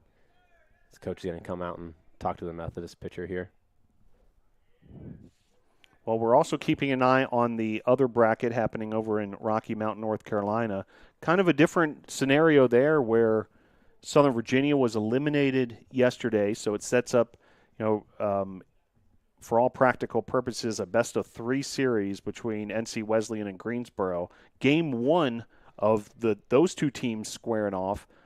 Update from Rocky Mount, North Carolina Wesleyan 8, Greensboro 5. I'd imagine amongst all your other responsibilities, you're keeping an eye on that bracket as well. Yeah, we've been scoreboard watching a little bit. Between NC Wesleyan and Greensboro, they're both really good teams, both over 20 wins. So to a degree, it doesn't matter a ton who you end up facing. We obviously did a little bit better against NC Wesleyan during the regular season, but we know they're a really good team, and it's just going to take us performing well next weekend no matter who the opponent is. But you're still interested to see how that weekend goes, who's playing well, and I'm not shocked that Greensboro's in it with NC Wesleyan right now. They're a really good team and have played really well down the stretch here too. 2-0 offering in the dirt. So now 3-0 with the bases loaded, 1 out. Big opportunity here for Wilson Lohr and the Falcons. And he takes ball 4, so that's going to be an RBI walk. And Pfeiffer's able to shave a run off that deficit. Now trailing 6-4, and that'll bring up Austin Wood, one of the Falcons' top performers, a second-team all-conference performer, starting shortstop, hits in the 3-hole. He's the one guy who hasn't really – Tom Austin's coming out. Looks like they're making a pitching change. Yeah, so Coach Tom Austin notices, obviously, how tenuous that 6-4 lead is. Bases loaded, 1 out, and the meat of the order for the Falcons. So it looks like another pitching change. Well, Vinny Carone, your first season at Brevard College as a member of the coaching staff, your first season coaching within the USA South Conference, and great to have you aboard. But can you tell us a little bit about some of your impressions and what your experience has been like coaching a USA South Conference schedule, and also the Brevard College Tornadoes on the D3 level? Yeah, it's been a great experience so far. Obviously, coming from high school ball, it's different dealing with the college players, a little bit older, a little bit more mature, a lot more to deal with because you're with them every day. You're playing a longer season. But the USA South has been super competitive. I mean, I think this weekend and here at Gills Place has been a great display of how talented these teams are and how competitive and close these 3 teams are. I mean, Pfeiffer is sitting at the number 6 seed, and they obviously played us really close today and then beat Methodist yesterday, and we obviously lost to Methodist yesterday, so it's been kind of everybody beating up on each other right now, and that's been a lot of the conference play too. It's really, really tight. Every weekend's going to be competitive, and we've played well through conference play, obviously coming in the 2nd seed, but I think the best observation I've had is just how competitive and even the whole conference is. When I was playing Division III baseball, there was definitely a few teams who were at the top, there was a few teams in the middle, and there was always like a few teams that you knew you were going to sweep on the weekends. But there's really not much of that in the USA South. Everything's really competitive. Even the 6th seed came down to a play-in game pretty much on Monday. So it's been tight, it's been competitive, and it's a fun conference to coach and I'm sure play in just because of that competitiveness and how tight all these games are and how close in talent all the teams are as well. And we talk about it a lot, but would love to hear from your perspective now that you've got a coaching year under your belt here on the NCAA D3 level to go along with your student-athlete experience. What makes it an exceptional experience coming to play at a D3 institution? I mean, baseball is not the only thing in these guys' lives. They get to do more stuff out of season. There's more regulations from Division III about how long your off season is and how many days you can have in the fall and how many days in the spring. So the guys get to go do stuff outside of baseball, which I think is really important. And that was important for me, too, to perform on the field because I didn't have to be playing baseball all the time. Like, I got a break. And I think guys need that break sometimes, and it makes it more enjoyable. And then, obviously, you get the academic side of it. You can spend a little bit more time focusing on your academics. It truly is a student-athlete, whereas with Division I especially, like, they control everything you do, which is a great opportunity. Obviously, if somebody has the opportunity to play Division I baseball, I would never say no to that. That's a great opportunity, and that's a great thing, too. But at Division III, you definitely get a little bit more balance of your time and your academics, your ability to go see your family. I know a lot of our guys take advantage of Brevard, the area, and go hiking and go fishing as well. So you get to do more than just play baseball. Then the baseball gets to become a game, is what it should still be in college, where you get to have fun and enjoy yourself. Well, pitching change for Methodist as the new pitcher, Simpson,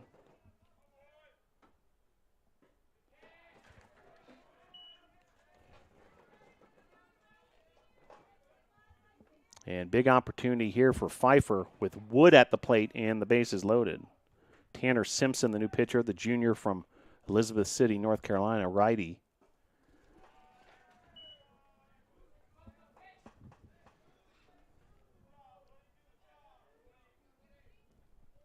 Feel like this is a critical juncture in this game. Bases loaded, 1 out here in the top of the 6th.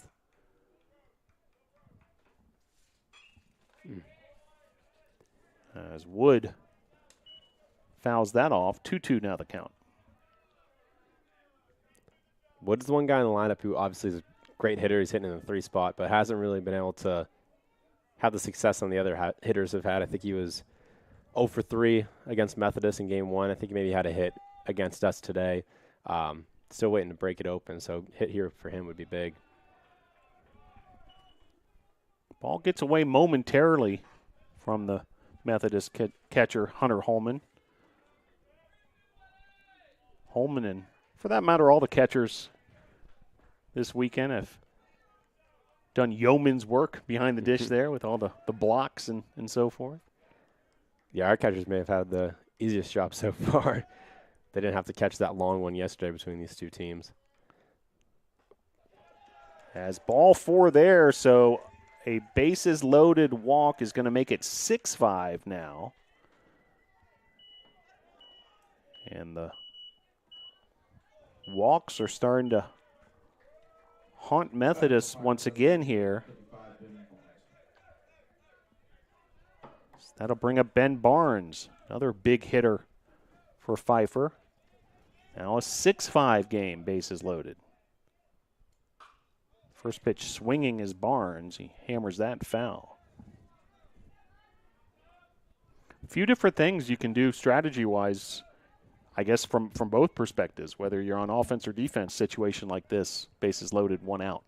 Yeah, I mean, obviously the hitter's got to make sure he gets the ball in the air, which he does there. Lines to left field. Yeah, well struck over the head of the left fielder, and this is going to score 2 runs. And a double there for Barnes. And just like that, Pfeiffer retakes the lead 7-6. Big time piece of hitting from Barnes. So a pinch hitter here too, coming up to the plate for Turner. Yeah, pinch hitter Jawan Yun. Pinch hitting for the Falcons, number 35, Jawan Young. So we saw Yoon as a pinch hitter in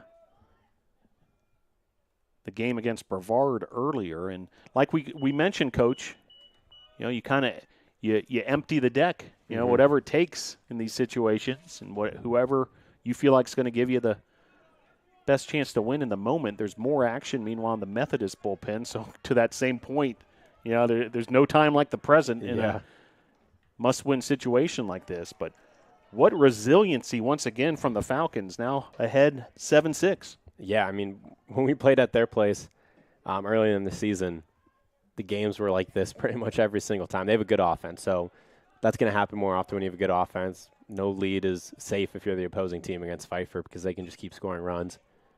I was joking with the first baseman during like the 6th inning of our game when it was still 1-0. I was like, if you told me we were playing a 1-0 ball game 2 weeks ago or 3 weeks ago when we were playing you guys, I wouldn't have believed you. Just because their offense is so good. Our offense has been very good as well. But we'll see what happens here. 2nd and 3rd, this is the guy you want to play. He's got good pop, so should be able to elevate a ball to the outfield here for a sac fly. Still just 1 out. Runner 2nd and 3rd, a 7-6 lead now for Pfeiffer. They've scored 4 runs in the top of the 6th to answer back after Methodist took the lead with a 3-run bottom of the 5th. And here's the 2-1 from Simpson. Able to locate there for a strike. Action in the Methodist bullpen. Paul Olive, who we've seen already this weekend. Sophomore from Benson, North Carolina, warming up. And you see that as well, Coach. You see perhaps pushing some of these pitchers beyond sort of their normal schedules you might see on a typical 3-game series in the conference regular season play. Yeah, you definitely have to preserve arms in the regular season so guys can stay healthy. It's ball 4 again. So that'll load the bases. Another walk by Methodist pitching. But in the postseason here, just as we've been saying this inning, it's win or go home. So you got to roll out your best arms, and you can't risk having a guy out there who's going to potentially give up a tying go-ahead run, and you don't want to leave your best arms in the bullpen either. If somebody can go out there and throw, and they're usually one of your best arms, you're going to trust them to go out even on short rest. And it looks like they're going to make that change now too. Yeah, another change coming. So we'll take a quick break. Your score, Pfeiffer 7, Methodist 6. Top of inning number 6, 1 out.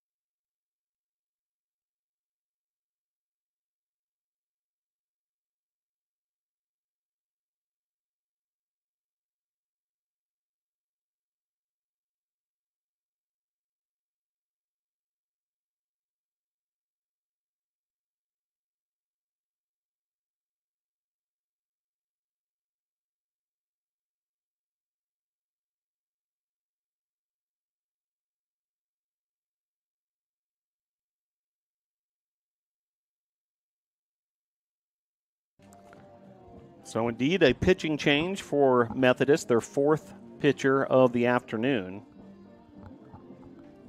It'll be Paul Olive, sophomore righty from Benson, North Carolina. And he inherits a bases loaded 1-out situation, trying to extinguish a fire here after Pfeiffer's retaking the lead 7-6.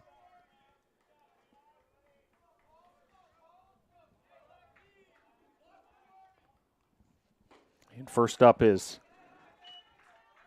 Corey Lackey.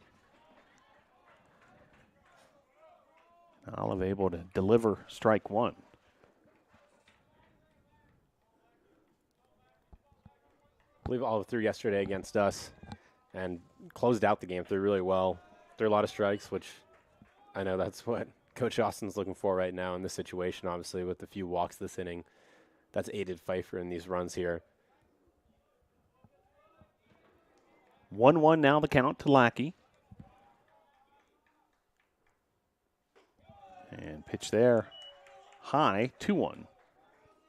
Indeed, Olive yesterday in relief of Sarbanes versus Brevard. 2 innings pitched, 1 hit, no runs, 2 strikeouts, no walks.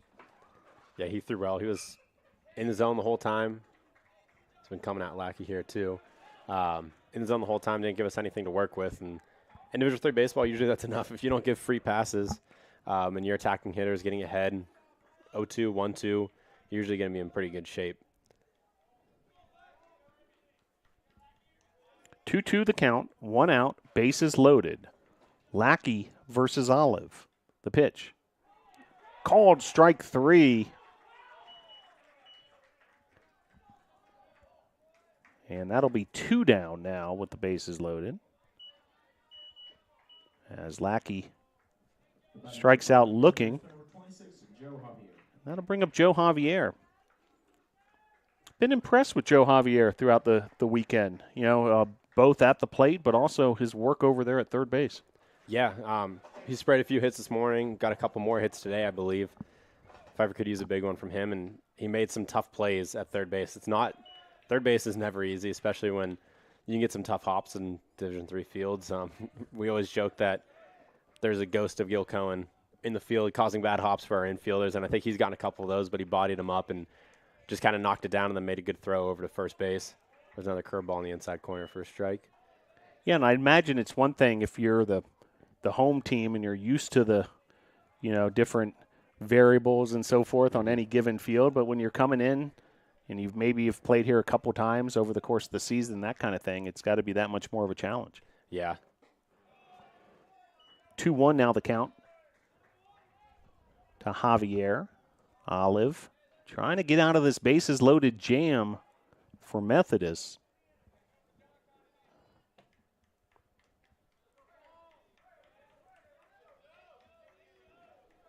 Methodist trailing now 7-6 as this is driven to right field but foul.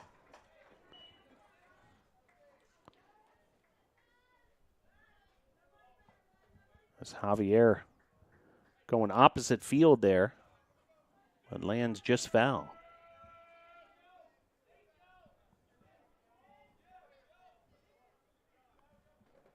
So 2-2 the count with 2 outs. Bases juiced. The pitch from Olive. Just missing there on the outside corner, 3-2. It's a good pitch, good take. Runners will be in motion here. And that's why that pitch is big for the pitcher, too, because even if you put the ball in play and give up a hit, it's probably only 1 run, maybe 2, but now all of a sudden, runners are in motion. A double is definitely scoring. Yoon from first base. And that's yanked. Foul. I think he might have swung at a ball there that was pretty high and inside. But, 3-2, you're just trying to stay alive, I guess, sometimes. And I believe the guy before Lackey, he got a curveball in the inside corner that he thought was going to hit him. He tried to lean into it, ended up being strike 3. And early in this count, he saw a similar pitch like that he took for a strike. So he's been throwing that curveball in the inside corner, and it's been a tough pitch to hit. He got another one. And this is smacked through the left side of the infield. 2 runs will score, and Pfeiffer is able to cash in even further. Now a 9-6 lead.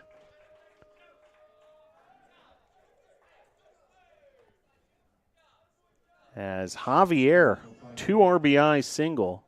Center fielder number 16, Thomas Ashby. And that'll bring up Thomas Ashby. Ashby had a good game against them yesterday, too. Couple hits, hit by pitch.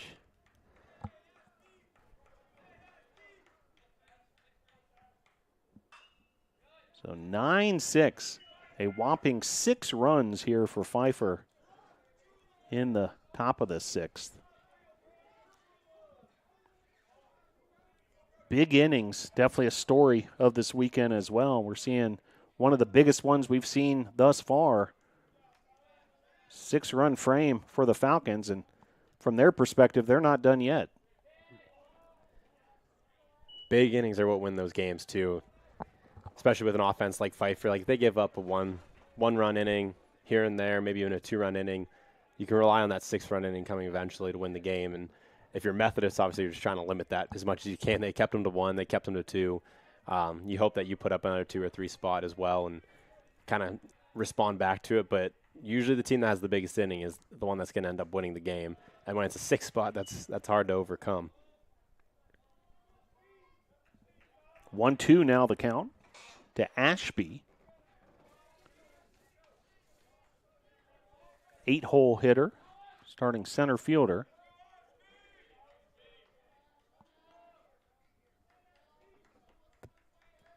The pitch from Olive. Just missing there on the low outside part of the plate. 2-2. These Pfeiffer hitters have had really good at-bats. I think Javier took a pitch on the outside corner. That was definitely a ball. We have a good view up here. But could have chased it and caused strike 3. Ashby here taking another good pitch.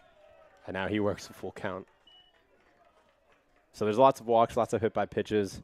And obviously that kind of gets thrown on the pitchers. But to a degree, the hitters have a control over it, too, by controlling the strike zone, swinging at balls in the zone. And Pfeiffer's done a really good job these 2 games against Methodist of being aggressive on balls inside the strike zone and taking those tough ones once they get to 2 strikes. And another walk there. It's going to load the bases once again.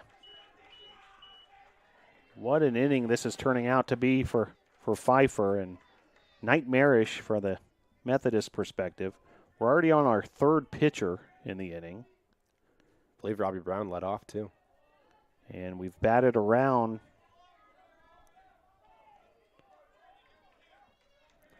It dates back even further than that. Javier led off, believe it or not, with a walk. So this is the 12th hitter of the inning. Wow. Brown's a good hitter. He definitely likes to crowd the plate, look for the ball over the outside part of the plate. He's got tremendous power to the opposite field. I think he had a home run against us to right field when we were at their place. Takes a pitch on the outside there. But if you can get in on his hands, there's a lot of rollover to his swing too, but it's still tough at bat. We talked about the hit by pitches again. It's a broken record, but if you miss going in, it's going to hit him. But if you can consistently command the ball inside, you should be okay against Robbie. But if you miss over the heart of the plate, he's gonna hit the ball hard, hit some balls hard to right field. That one got over the plate a little bit there. Yeah, I want to correct myself. It's actually we've seen 4 pitchers. The starter, Kuhn, started this inning, believe it or not. Feels like an eternity ago. So we've seen 4 pitchers. We've seen, looks like 4 walks. And then able to get strike 3 there. Mercifully coming to a close there. The top of the 6th. 6 runs on 4 hits. 6 runs on 4 hits, no errors, 3 left. We'll head to the bottom of the 6th with your score. Pfeiffer 9, Methodist 6.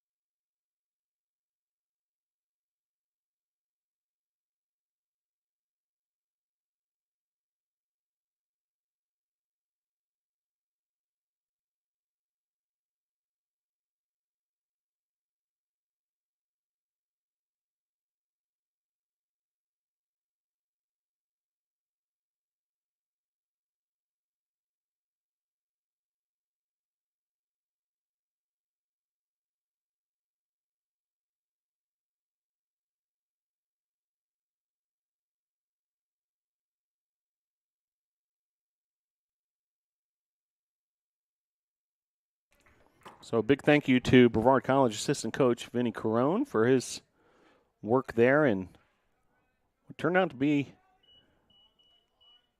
a long top of the 6th. And a quick out there on a foul bunt. Renzel popped it straight up. And then Josh Turner made the play barehanded. Oh, my. And one quick out there. Callahan continuing his relief appearance for Pfeiffer.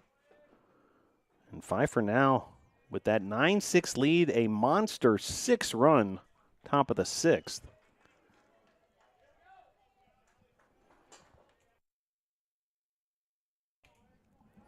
So one down here. Deal the batter.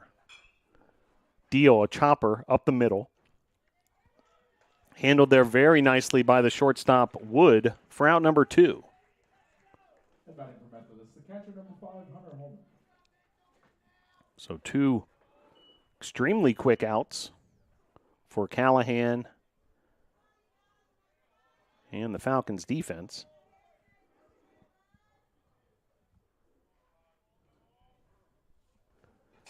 That'll bring up Holman. Hunter Holman, first team all-conference.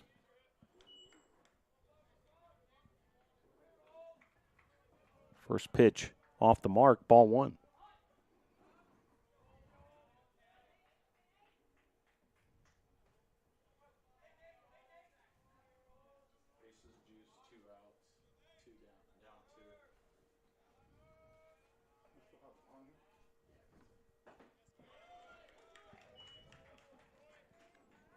One now the count with 2 outs. Called strike there. Holman versus Callahan. Methodists have to come from behind again. Now trailing 9-6. These two teams, just an absolutely wild affair yesterday. And again, today, back and forth we go.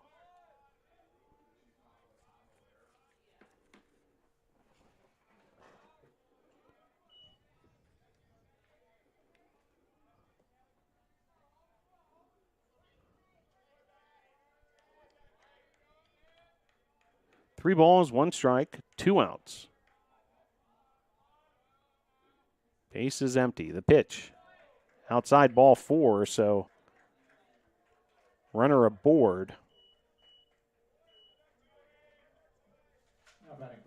For the Monarchs. As Hartman will step to the plate. Fifer 9, Methodist 6. Bottom of the 6th, 2 out. The pitch. Across the plate, strike 1.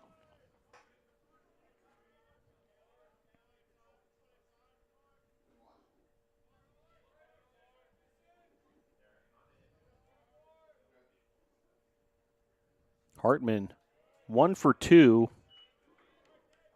2 runs scored and a walk so far in this contest.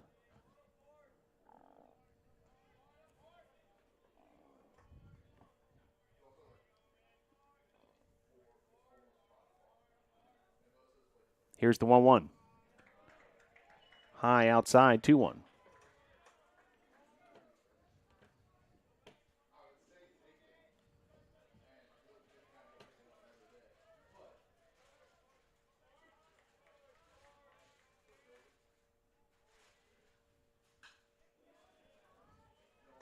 This is hammered foul, so the count will even up 2-2. Well, the winner of this contest will play Brevard tomorrow for the right to play in the championship series of the USA South Conference next week. As runners going, and that'll be ruled a foul ball. Must-win scenario for both these teams.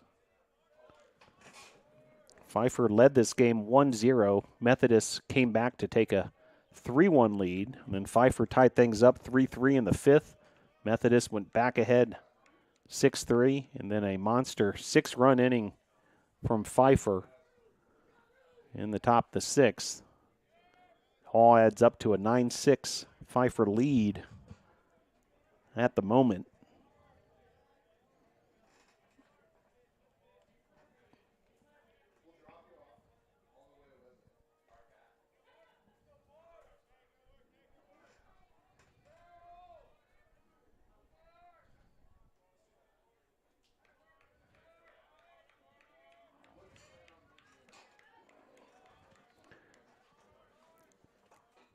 Here's the pitch from Callahan. And a swing and a miss. Callahan's able to get him swinging for out number 3.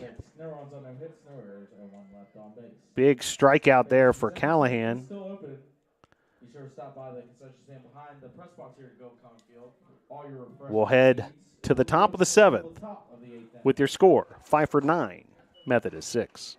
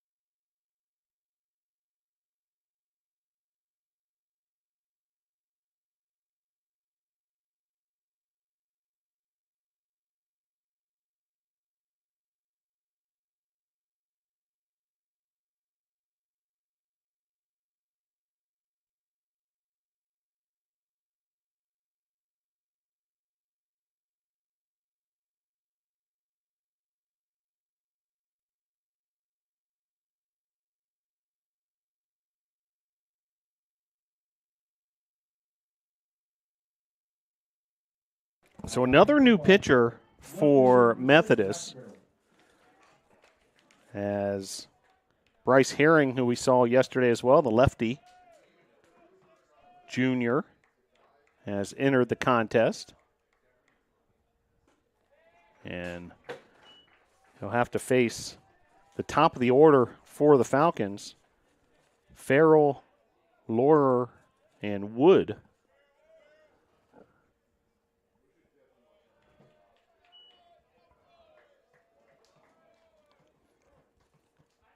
Kind of remarkable to consider that starting pitcher Kuhn pitched in that 6th inning, did not record an out. Then we saw 3 relievers in that 6th, so 4 pitchers total. Now here's the pitcher number 5 of the afternoon for Methodist, and so we've seen 5 different pitchers since the start of the 6th inning for the Monarchs.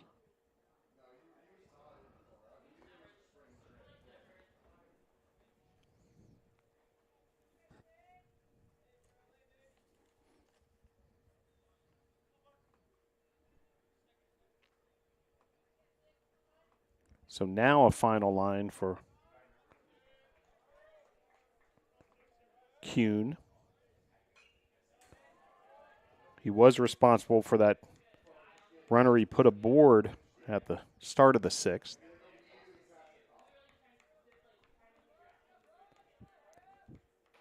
Five innings 4 runs, 4 earned runs, 6 hits, 3 strikeouts, 4 walks. As the count runs full here to Farrell.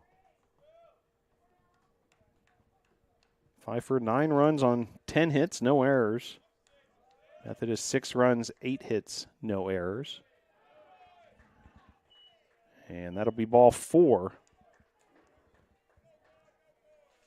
Batting for Pfeiffer, first baseman number 28, Wilson Lord.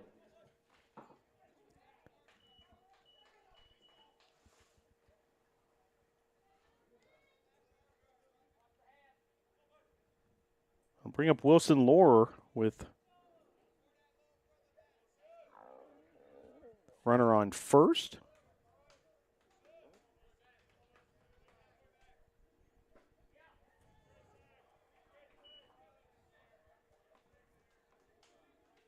That was the 9th walk by Monarch pitching here this afternoon.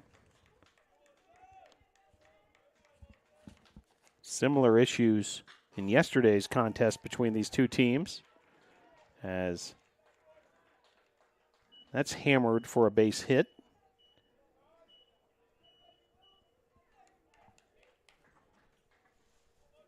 That'll bring up Austin Wood. Now batting for Pfeiffer, shortstop number 22, Austin Wood.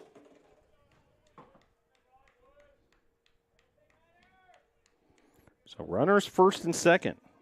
Opportunity here for Pfeiffer to add some insurance. Already had 9-6, but as we know, it'll take a pretty substantial lead to really feel safe in this sort of contest. Meanwhile, play there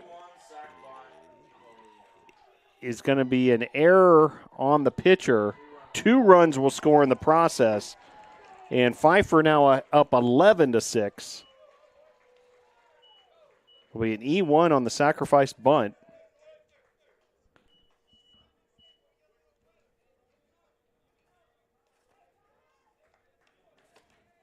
And Pfeiffer adds to their lead even further. Now up 11-6. And that'll bring up Ben Barnes. So, biggest part of the lineup here for Pfeiffer. No outs.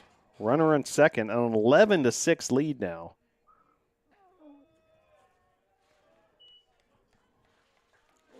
As Barnes takes ball 1. Barnes with a 4 RBI day going already. 2 sacrifice flies and a 2 RBI double.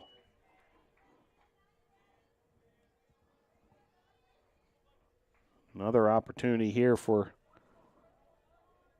a Ribby with a runner on second.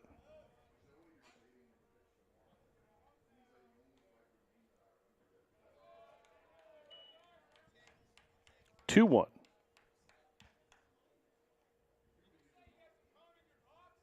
Turner awaits on deck. Actually, check that. We might have a pinch hitter potentially on deck. Carter Merrill waits on deck, and we're just getting word he actually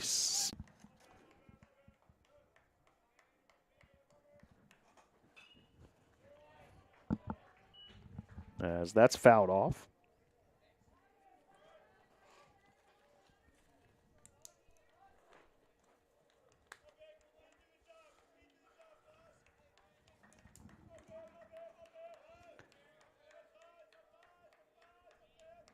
Here's the 3-2. Wild, so it'll be a walk and a wild pitch in the process. As runners now on the corners. Yet another walk by Methodist pitching. The catcher number 15, Carter Merrill. And that'll bring up Carter Merrill. And now another trip to the mound for Methodist head coach Tom Austin. I don't know how many arms they may have left in the bullpen, but looks like he's motioning for another one. So another pitching change coming. We'll tell you all about it when we come back. Top of the 7th, Pfeiffer 11, Methodist 6.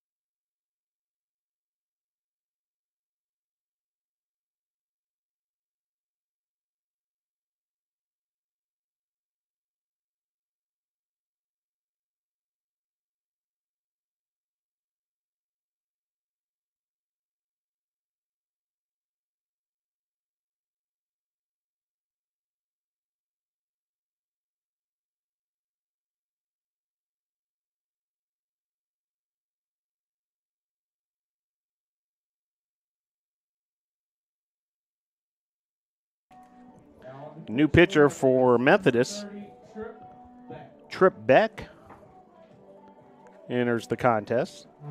Remarkably, this is the 6th pitcher for Methodist, and the 6th pitcher we have seen since that start of the 6th inning. We saw Kuhn, we saw Johnson, we saw Simpson, Olive, Herring, and now Beck. And a big part of the issue has been control, as the relievers for Methodist have given up 6 walks and recorded just 3 outs since we started to see Methodist relief pitching. And next up is Beck, but I'm not kidding when I say I think Methodist might be out of arms. I look out in the bullpen, and it is completely empty. There's no one even there. So I don't know if there's anybody else available or not, but nonetheless, here we go, 11-6. Pfeiffer on top. No outs here, and runners on the corners.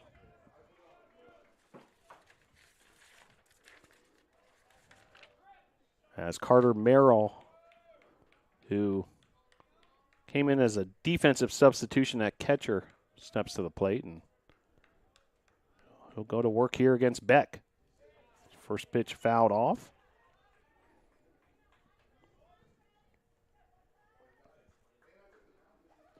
And part of it's been each of these relievers have come into tough situations with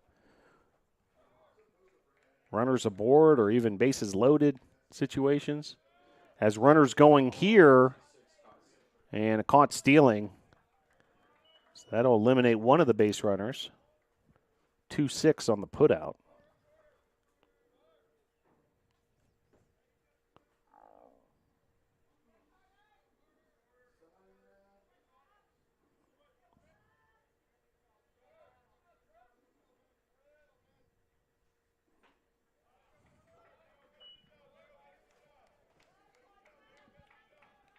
Now 0-2 with 1 out. Runner on third.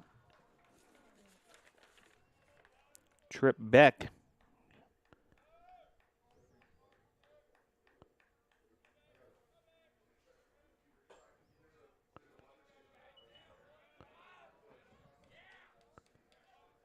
On the mound for the Monarchs.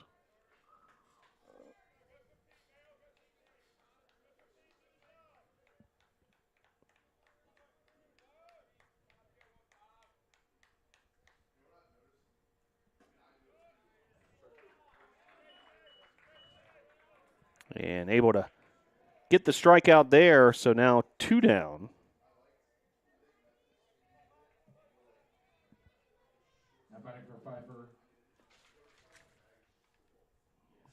That'll bring up Corey Lackey.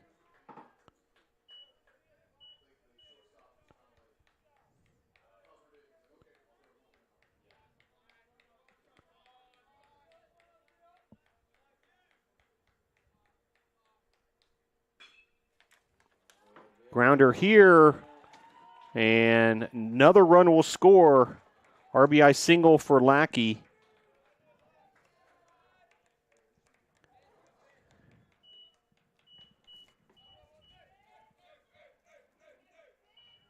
Now to bring up Joe Javier.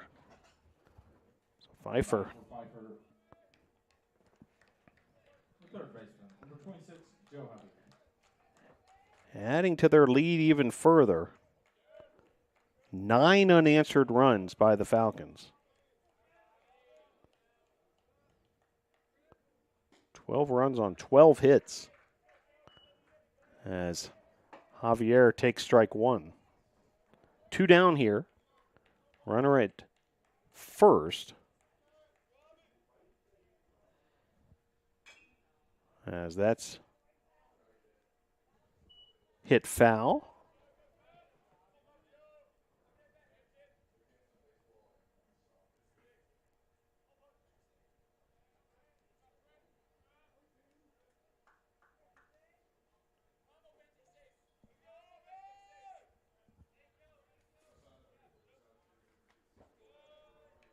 Pitch there in the dirt.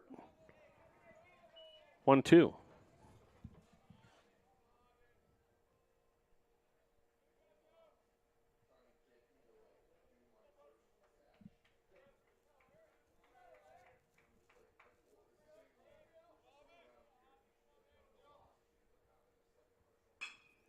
Grounder to third. And after some hesitation, plays made at second for the force out.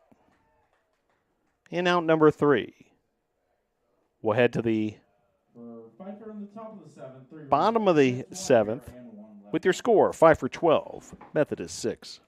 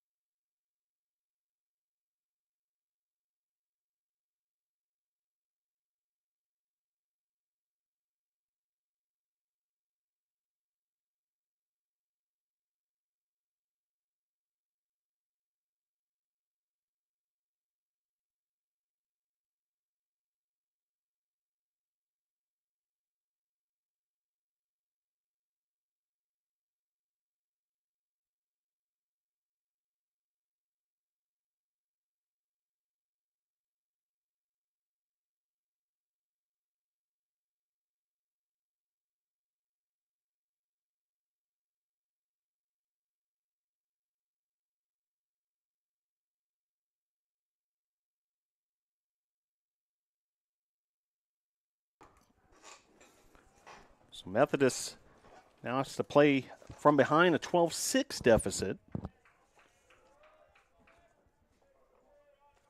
As Caleb Rogers, Brandon Mauger, and Banks Engel due up.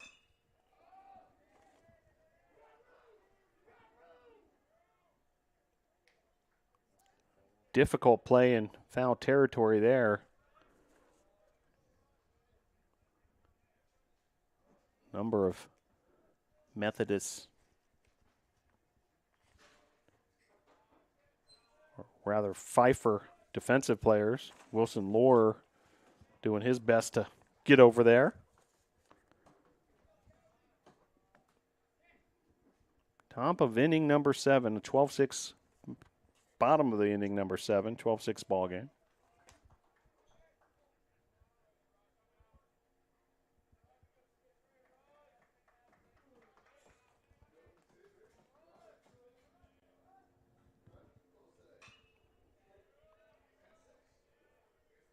Lifted here to left field. That'll be out number 1.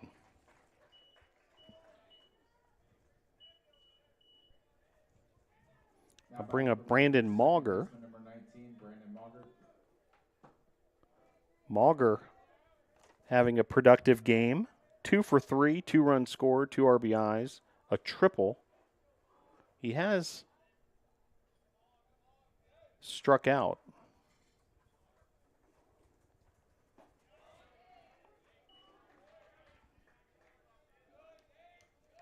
As Callahan goes to work against him. First pitch strike. Here's the 0-1. Grounder. Handled there by Pfeiffer's shortstop, Wood, for out number 2. I'll bring up Banks Engel. Now Banks Methodist, third baseman, number 6, Banks Engel. Banks Engel out of Hampstead, North Carolina, the junior.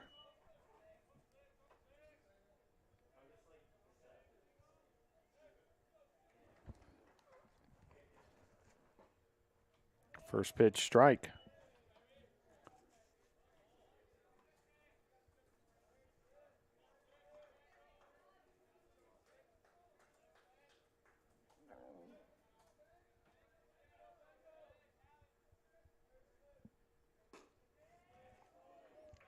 Callahan's been solid in his relief appearance.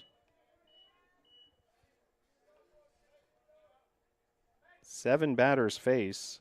Is not allowed a hit or a run. Did walk a batter. As this is a grounder to first. 3 unassisted on the putout for out number 3. We'll head to the top of the 8th. Your score, Pfeiffer 12, Methodist 6.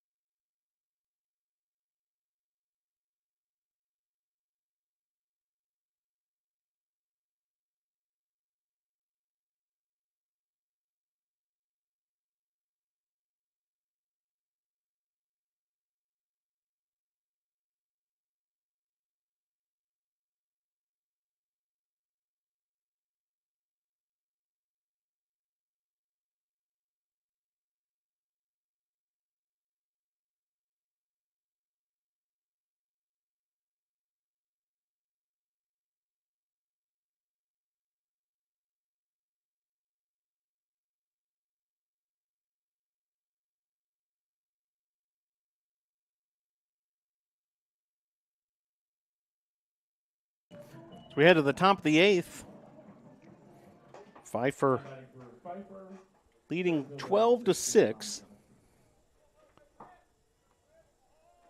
Beck continuing his relief appearance for Methodist. And Ashby at the plate for the Falcons. First pitch misses, ball 1.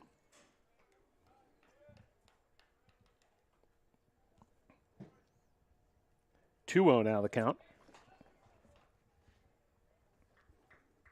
Well, the winner of this game will play Brevard College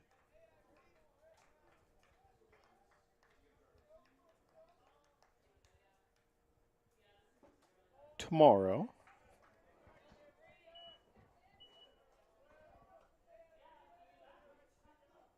We're being told that game will start at 9 a.m. tomorrow morning because of forecasted inclement weather. Doing whatever possible to get that game in tomorrow and make sure that this tournament's decided on the field. 2-2. Missing there, 3-2.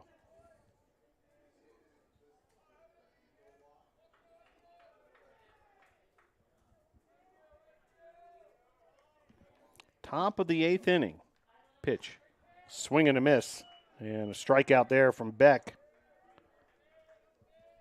As Ashby's retired. Right fielder number 10, Robbie Brown. That'll bring up Robbie Brown.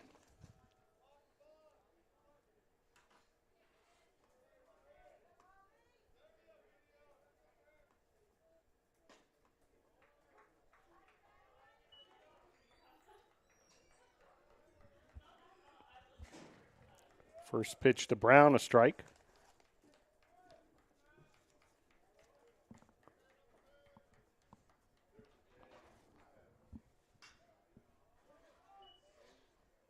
And Brown lifts that to right field for out number 2.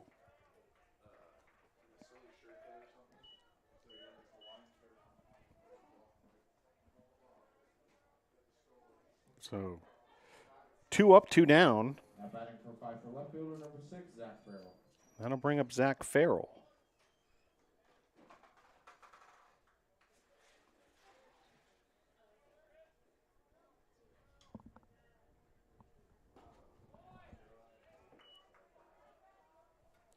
First pitch called strike. Well, update from Rocky Mount, North Carolina. NC Wesleyan 8, Greensboro 6.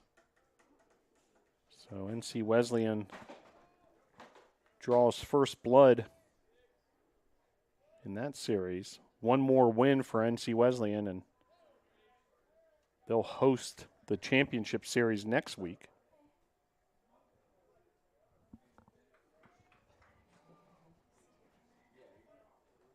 One the count with 2 outs. Pitch. Yanked foul. And out of play.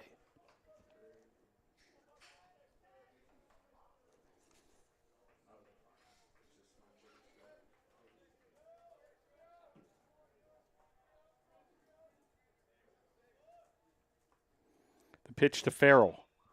It's a base hit. Sharply hit line drive to right field. And another runner aboard for the Falcons. Now batting for Pfeiffer, first baseman number 28, Wilson Lohr. That'll bring up Wilson Lohr.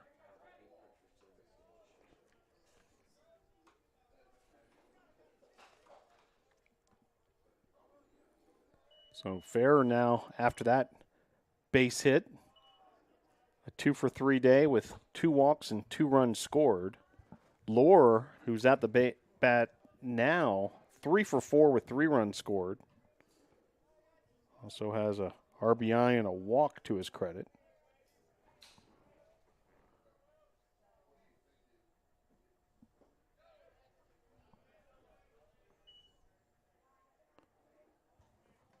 Two-0.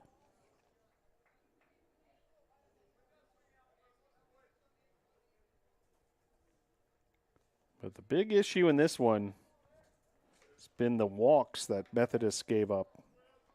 10 walks thus far, and Pfeiffer able to cash in on those. What a play by the first baseman of Methodist, diving to his right, and that's Banks Hartman, able to strand a runner and end the top of the 8th. We'll head to the bottom of the 8th. Your score, Pfeiffer 12, Methodist 6.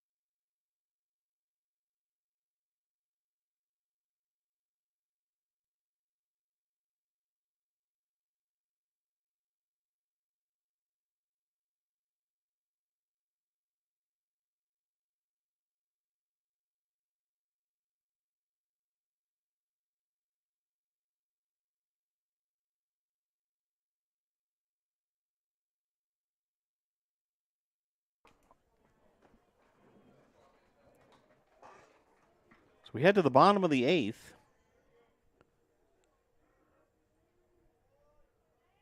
A 12-6 lead for Pfeiffer. Callahan continuing his outing.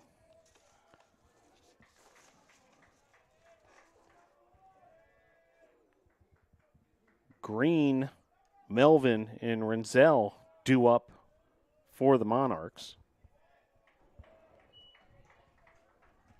And Green takes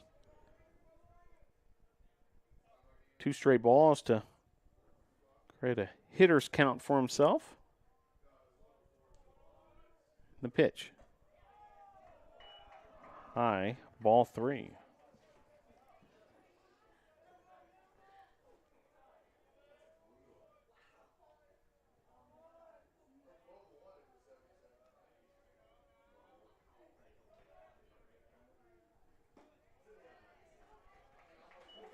Three one.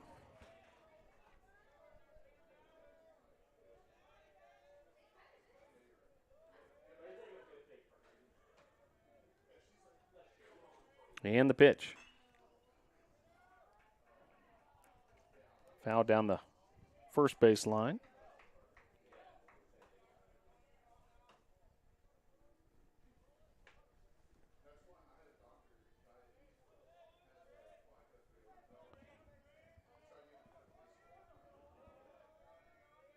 Here's the 3-2. Swing and a miss. Callahan able to retire Green, and that'll bring up Melvin. So 1 out here in the bottom of the 8th.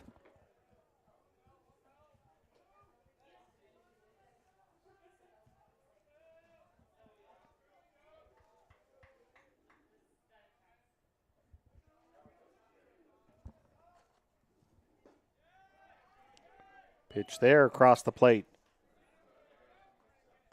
Callahan continues to impress.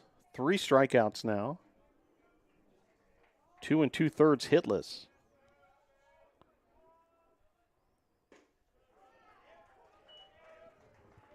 Oh, 2. Now the count to Melvin.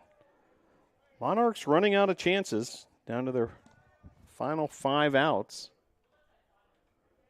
Trailing by 6 runs. As that's fouled away.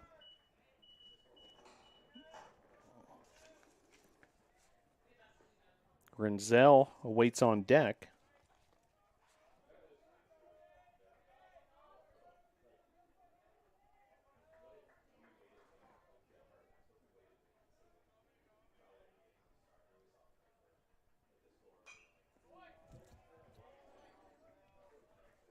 At bat continues as that's hit foul towards the McCoy Tennis Complex.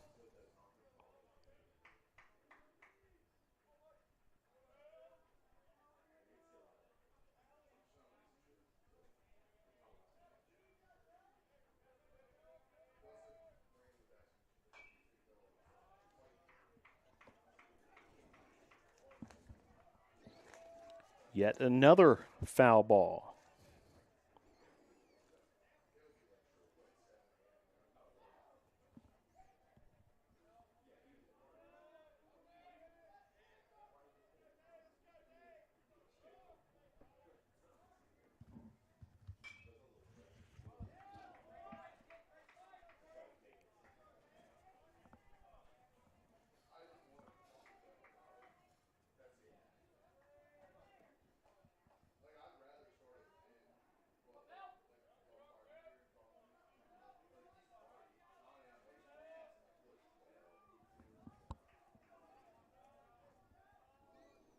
Here's the 0-2.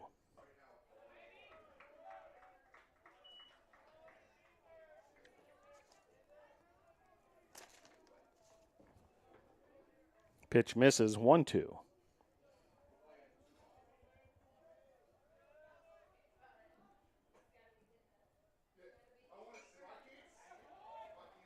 Fouled back again.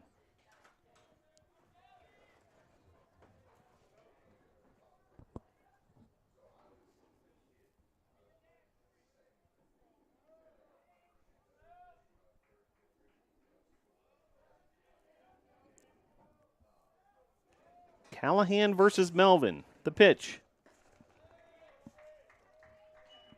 Take there, 2-2.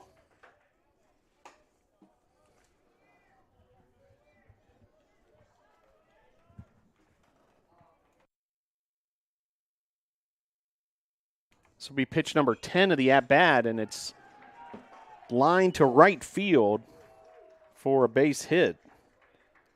So Melvin hung in there, fouling off several offerings from Callahan, and able to Now batting for Methodist, earn the base hit center fielder number 17, Austin Wenzel. to right field. That'll bring up Austin Renzel. Ninth hit of the contest for Methodist.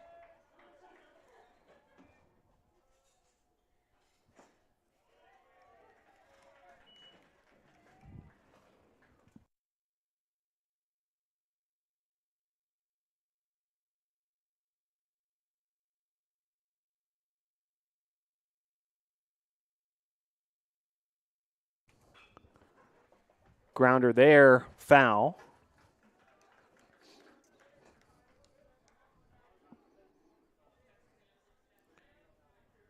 Runner Melvin was going on contact.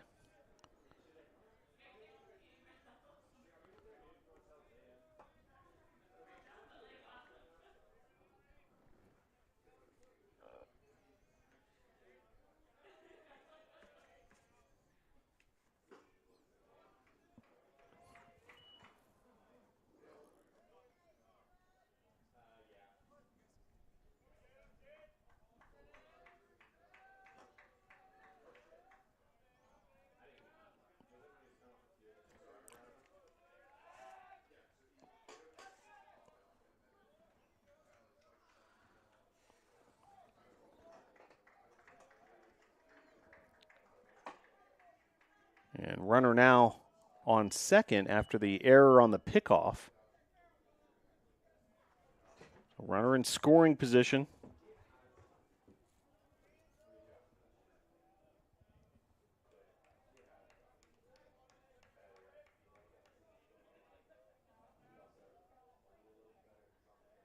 And the pitch to Renzel. Chopper up the middle. And runner advances to third on the play, but the out's made as Wood takes care of business from that shortstop position. So 2 outs, runner on third. Now batting for Methodist, right fielder number 8, Jackson Deal. And that'll bring up Jackson Deal, leadoff hitter for the Monarchs. Monarchs now down to final 4 outs to mount a big comeback here. Down by 6 runs.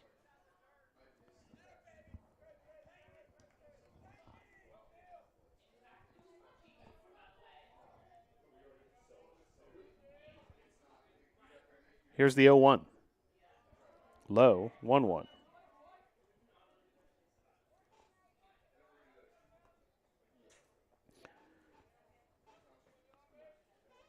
Deal still looking for his first base hit in this contest, 0 for 4.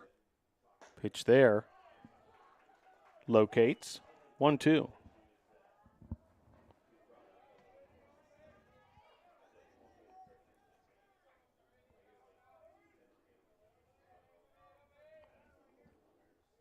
And the pitch. Fouled out of play.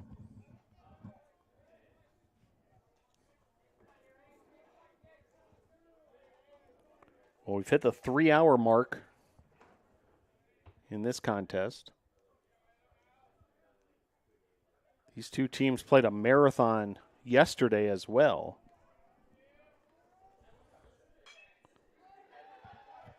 As this is popped up.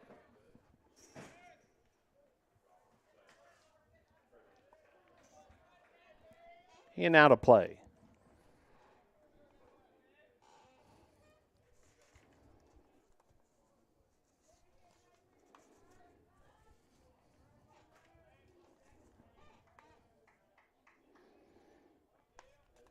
So count remains 1-2 with 2 outs. And a swing and a miss there. Another strikeout. Methodist in the bottom of the 8th. No runs on 1 hit, 1 error, and 1 left on base. Strikeout number 4.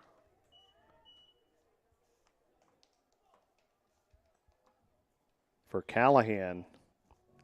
Excellent work out of the bullpen.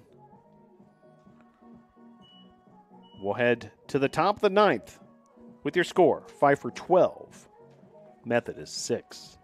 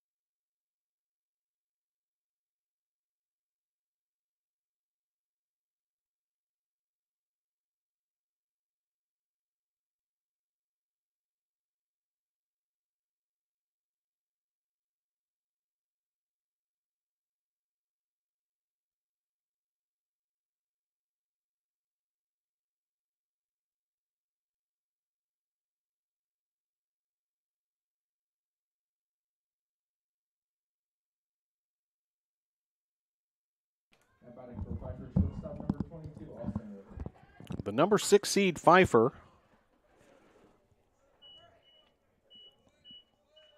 making noise in this USA South Conference tournament.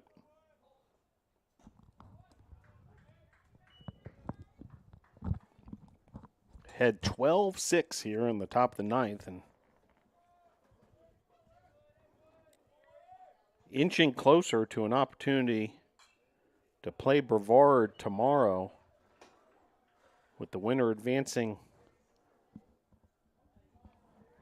to the USA South Conference Baseball Tournament Championship Series next weekend. Pitch.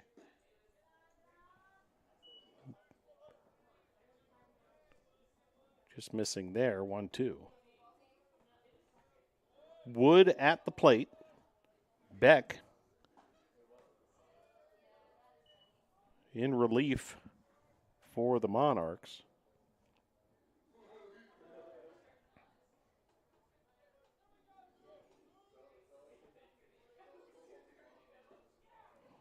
Swing and a miss there.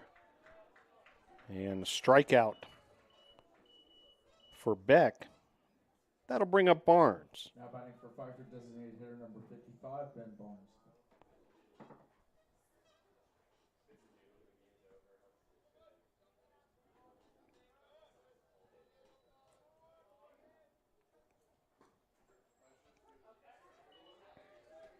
Barnes a 4 RBI day with a pair of sacrifice flies and a 2 RBI double.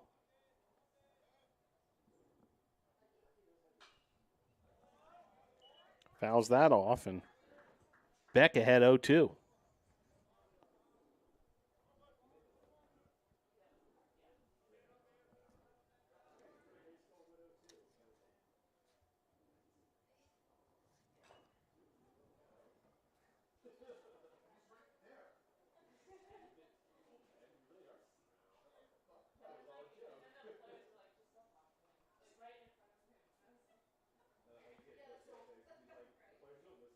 Conversation between the home plate umpire and Beck.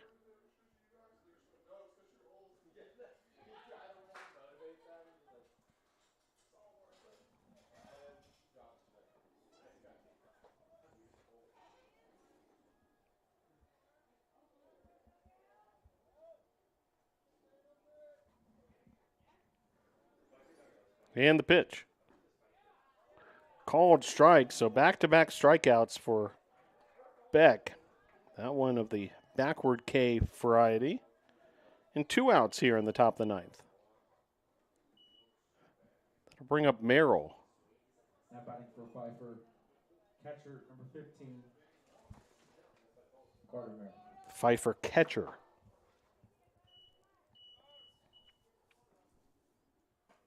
First pitch there, missing, ball 1.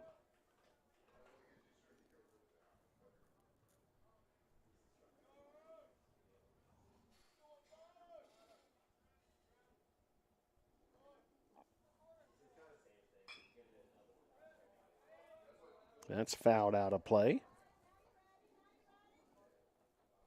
9 unanswered runs for the Falcons. Leading 12-6 here.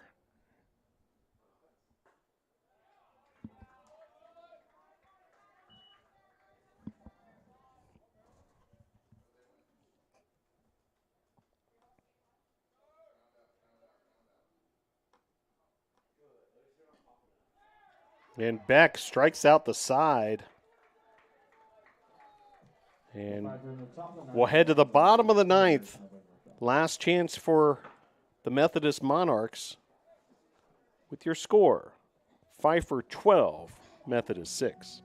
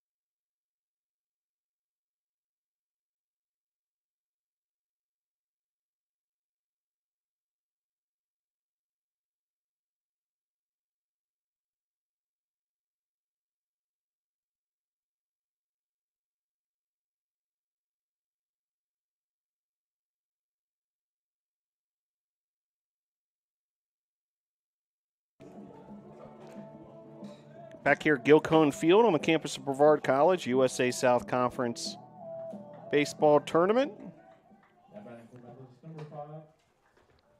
A must-win situation for these two teams, and Methodist down to their final 3 outs, trailing by 6 runs.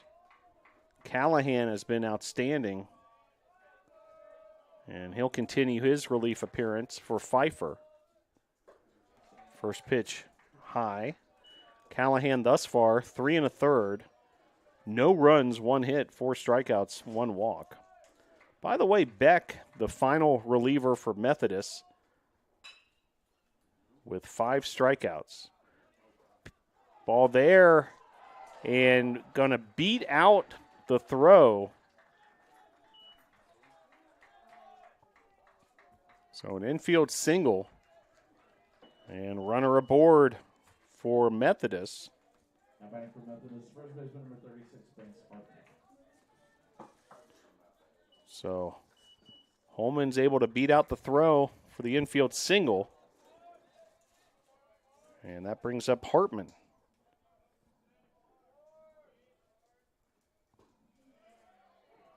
First pitch to Hartman, called strike.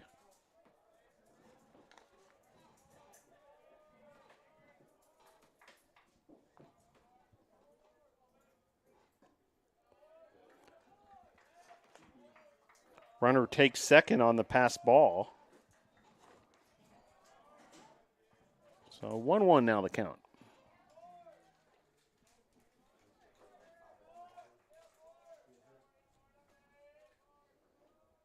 Hartman 1 for 3 on the day. Rogers on deck.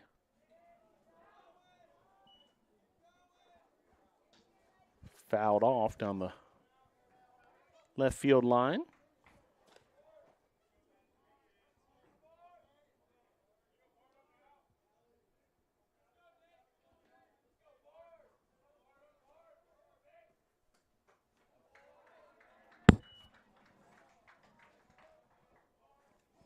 2-2.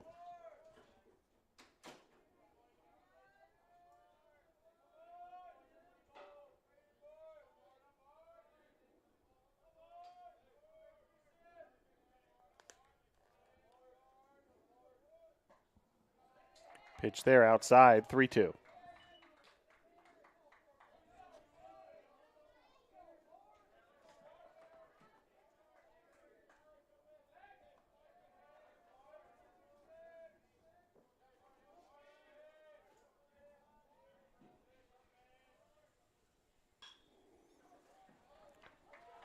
Line drive single to right field. Runner held at third. So now runners on the corners with no outs.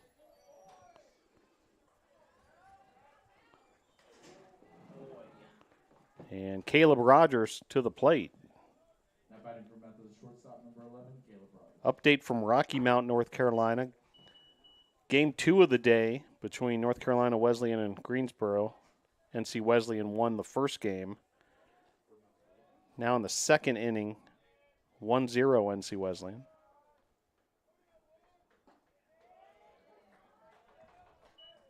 Called strike there. Rogers, your batter. Mauger on deck. Methodist trailing by 6. No outs here in the bottom of the ninth. The pitch. Lifted. Shallow left field. Runner tagged and then stopped after maybe 3 steps. All right, that'll be out number 1. Now batting for Methodist, second baseman number 19, Brandon Mauger. Farrell made the play there, and just his presence able to hold the runner at third.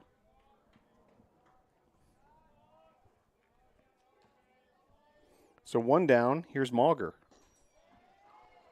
Methodist down to their final 2 outs.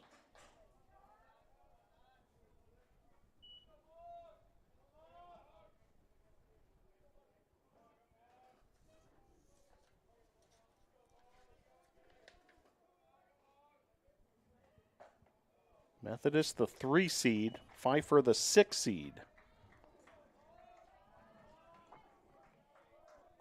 These 2 teams met yesterday, and in a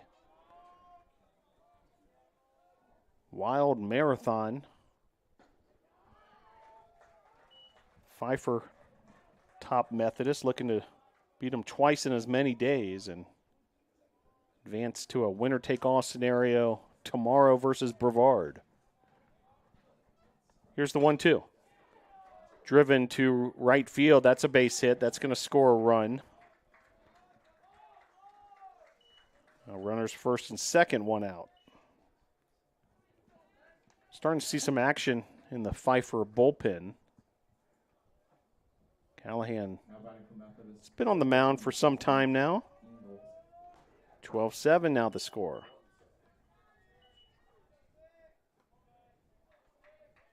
Callahan now. This will be pitch number 68. So we've seen Callahan for quite some distance here. 3 2/3 innings. Just about matching the distance we saw the starter Delp go. He's able to deliver a strike there, ahead 0-2 on Engel.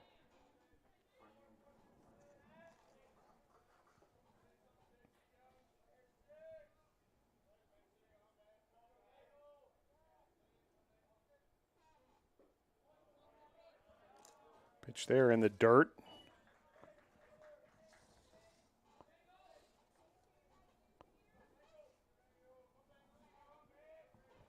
Runners first and second, 1 out.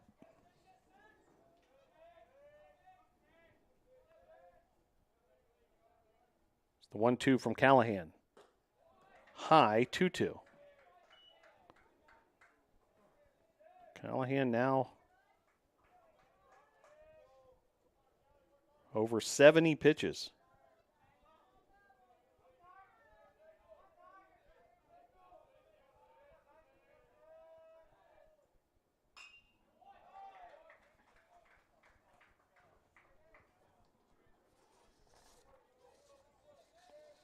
Engel fouls that off, so battle continues.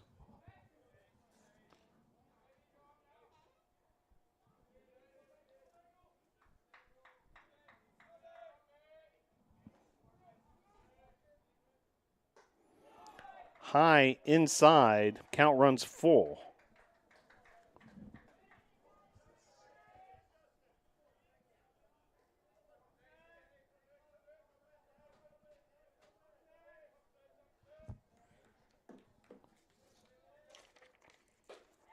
And ball 4. So the base is loaded. And a trip to the mound for head coach Craig Bolton. I'd imagine this might be it for Callahan. Bottom of the 9th, Pfeiffer 12, Methodist 7.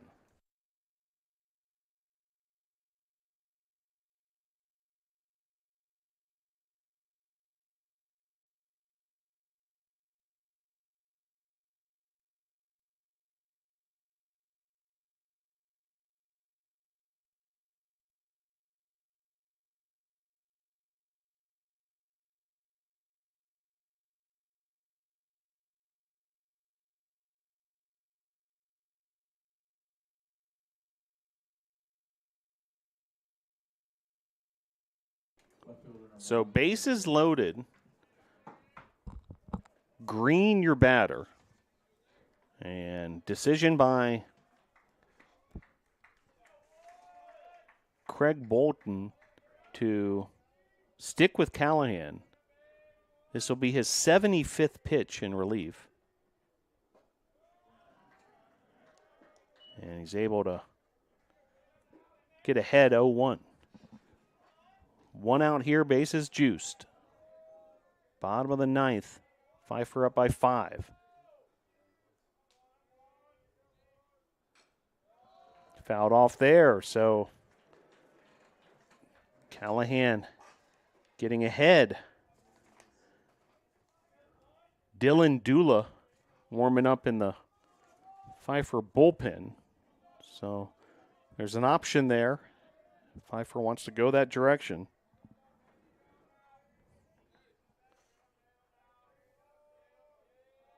Here's the 0-2. Outside 1-2.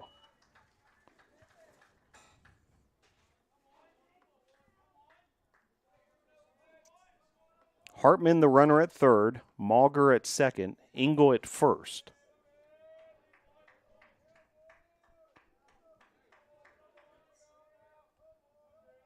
Here's the 1-2 to Green. Green, line drive to right. And the Falcons able to make the play there. Robbie Brown with the put out. And now down to their final out. Methodist trailing by 5. And it'll be on the shoulders of Tristan Melvin.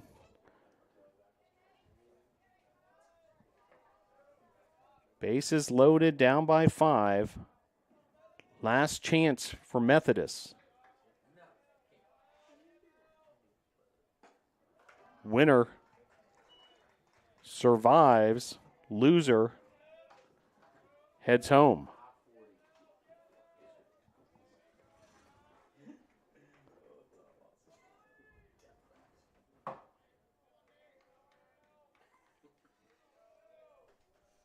Here's the 0-1. Fouled back, 0-2. So now down to their final strike, the Monarchs.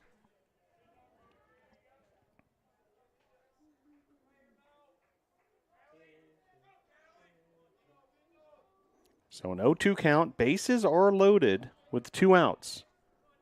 Callahan versus Melvin. The pitch.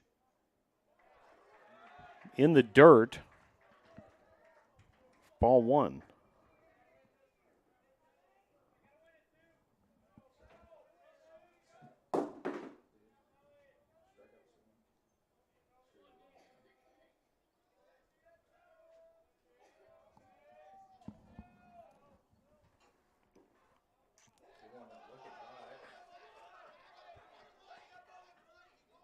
Pitch there. missing, so 2-2.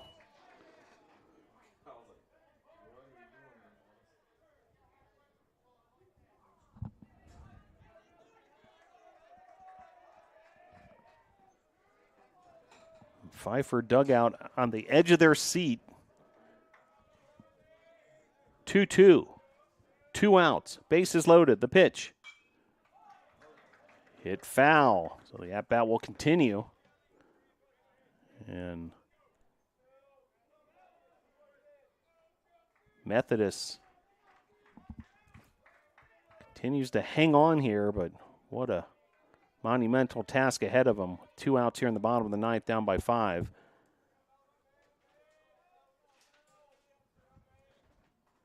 The pitch.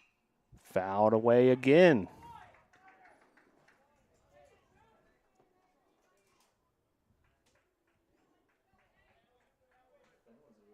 These two teams have played over 7 hours of baseball in the last 24 hours.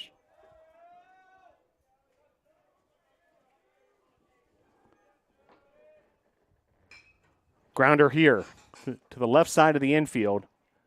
And that's going to score a run despite the best efforts of Javier over there at third.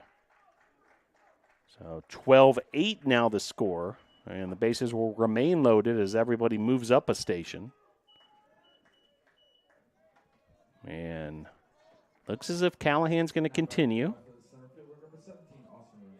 Austin Renzel steps to the plate. So now bases loaded. 2 outs for Renzel, the 9-hole hitter. First pitch there, high.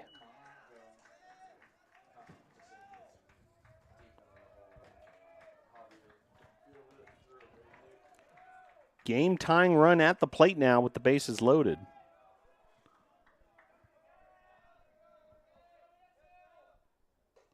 Callahan missing. Callahan now has pitched 4 complete innings. This next pitch will be pitch number 88 in relief. The pitch. Delivers there with a strike. 2-1. Mauger, the base runner at third. Engel at second. Melvin at first. Pfeiffer ahead 12-8. 1 out away from advancing to tomorrow's winner-take-all finale here in this bracket.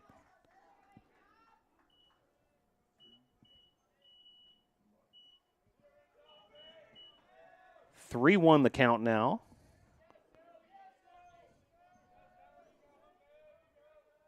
The pitch. Ball 4.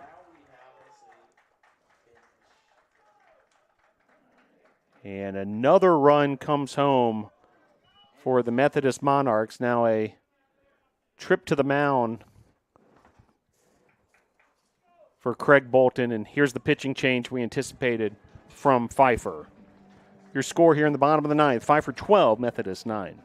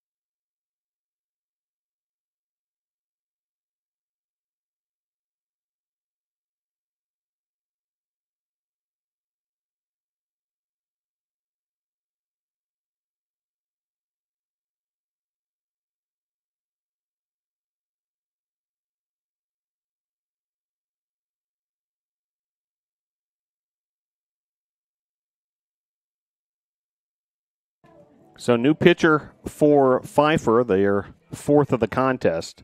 Trying to get this final out for the Falcons. Dylan Dula, freshman from Granite Falls, North Carolina. He'll face off against Deal. Back to the top of the order for Methodist. Bases are loaded. The tying run is at first. The winning run, potentially, is at the plate.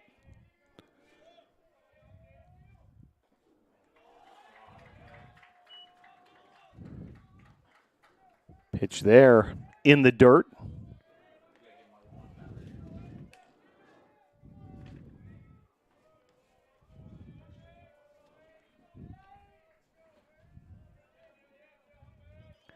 Dula delivers.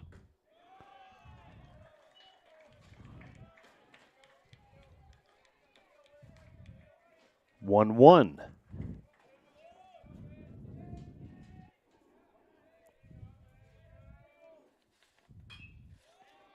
Deal fouls that back, and now Methodist down to their final strike.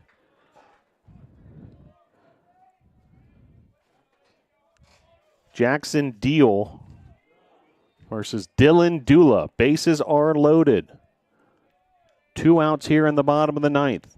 Pfeiffer ahead by 3 now. The pitch. In the dirt.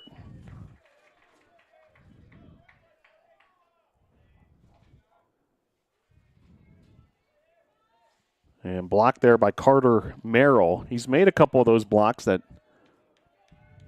may have saved an additional run here with the bases loaded these last couple at-bats. Swing and a miss there. Strike 3. Dula is able to get the strikeout. And Pfeiffer will get the win 12-9. Oh my, what a contest here. Another wild affair between these two teams. And Pfeiffer takes the 12-9 victory as Dula gets the strikeout with the bases loaded. A wild affair, and it sets up a Pfeiffer versus Brevard grand finale for this bracket. That'll take place tomorrow. Pfeiffer, 12 runs on 13 hits, 1 error. Methodist, 9 runs, 13 hits, 1 error. Big performances from several Pfeiffer players. 3 for 5 for Wilson Laurer. 2 for 3 for Wood. 4 RBI day for Barnes. Also 2 hit days for Javier and Brown. Great work in relief by both Callahan and Dula. And Delp, the starting pitcher, looked good as well. 4 innings, 3 runs, 2 earned runs. Methodist, their season comes to a conclusion.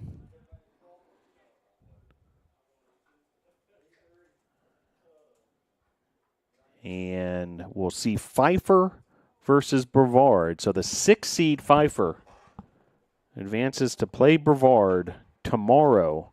A winner-take-all contest where the winner will face the winner of the other bracket, which is trending towards NC Wesleyan. They're 1 win away from defeating Greensboro. But first things first, we'll have a Pfeiffer versus Brevard matchup on Saturday here at Gilcone Field on the campus of Brevard College. Tentatively, the game is scheduled for 9 a.m. Looks like all indications we're going to have a morning start for this one. There's expected significant precipitation coming through much of the day Saturday. So a couple more final pieces I think have to click into place to make sure everybody's on the same page. But all indications are 9 a.m. tomorrow morning. Stay tuned to Brevard College social media, and we'll give you that update as soon as it becomes official for BC Tornadoes on Instagram or Twitter. Great resources. So bctornadoes.com, usasouth.net. We'll have the new game time as well once it's official. But expecting a earlier start than originally advertised because of potential weather conditions tomorrow, Saturday. Well, what a day at Gilcone Field here for this USA South Conference tournament. Appreciate Brady Penn, who handled the play-by-play for the first game of the day. Also, Sports Information Director Joseph Marvin. And special thanks as well for assistant coach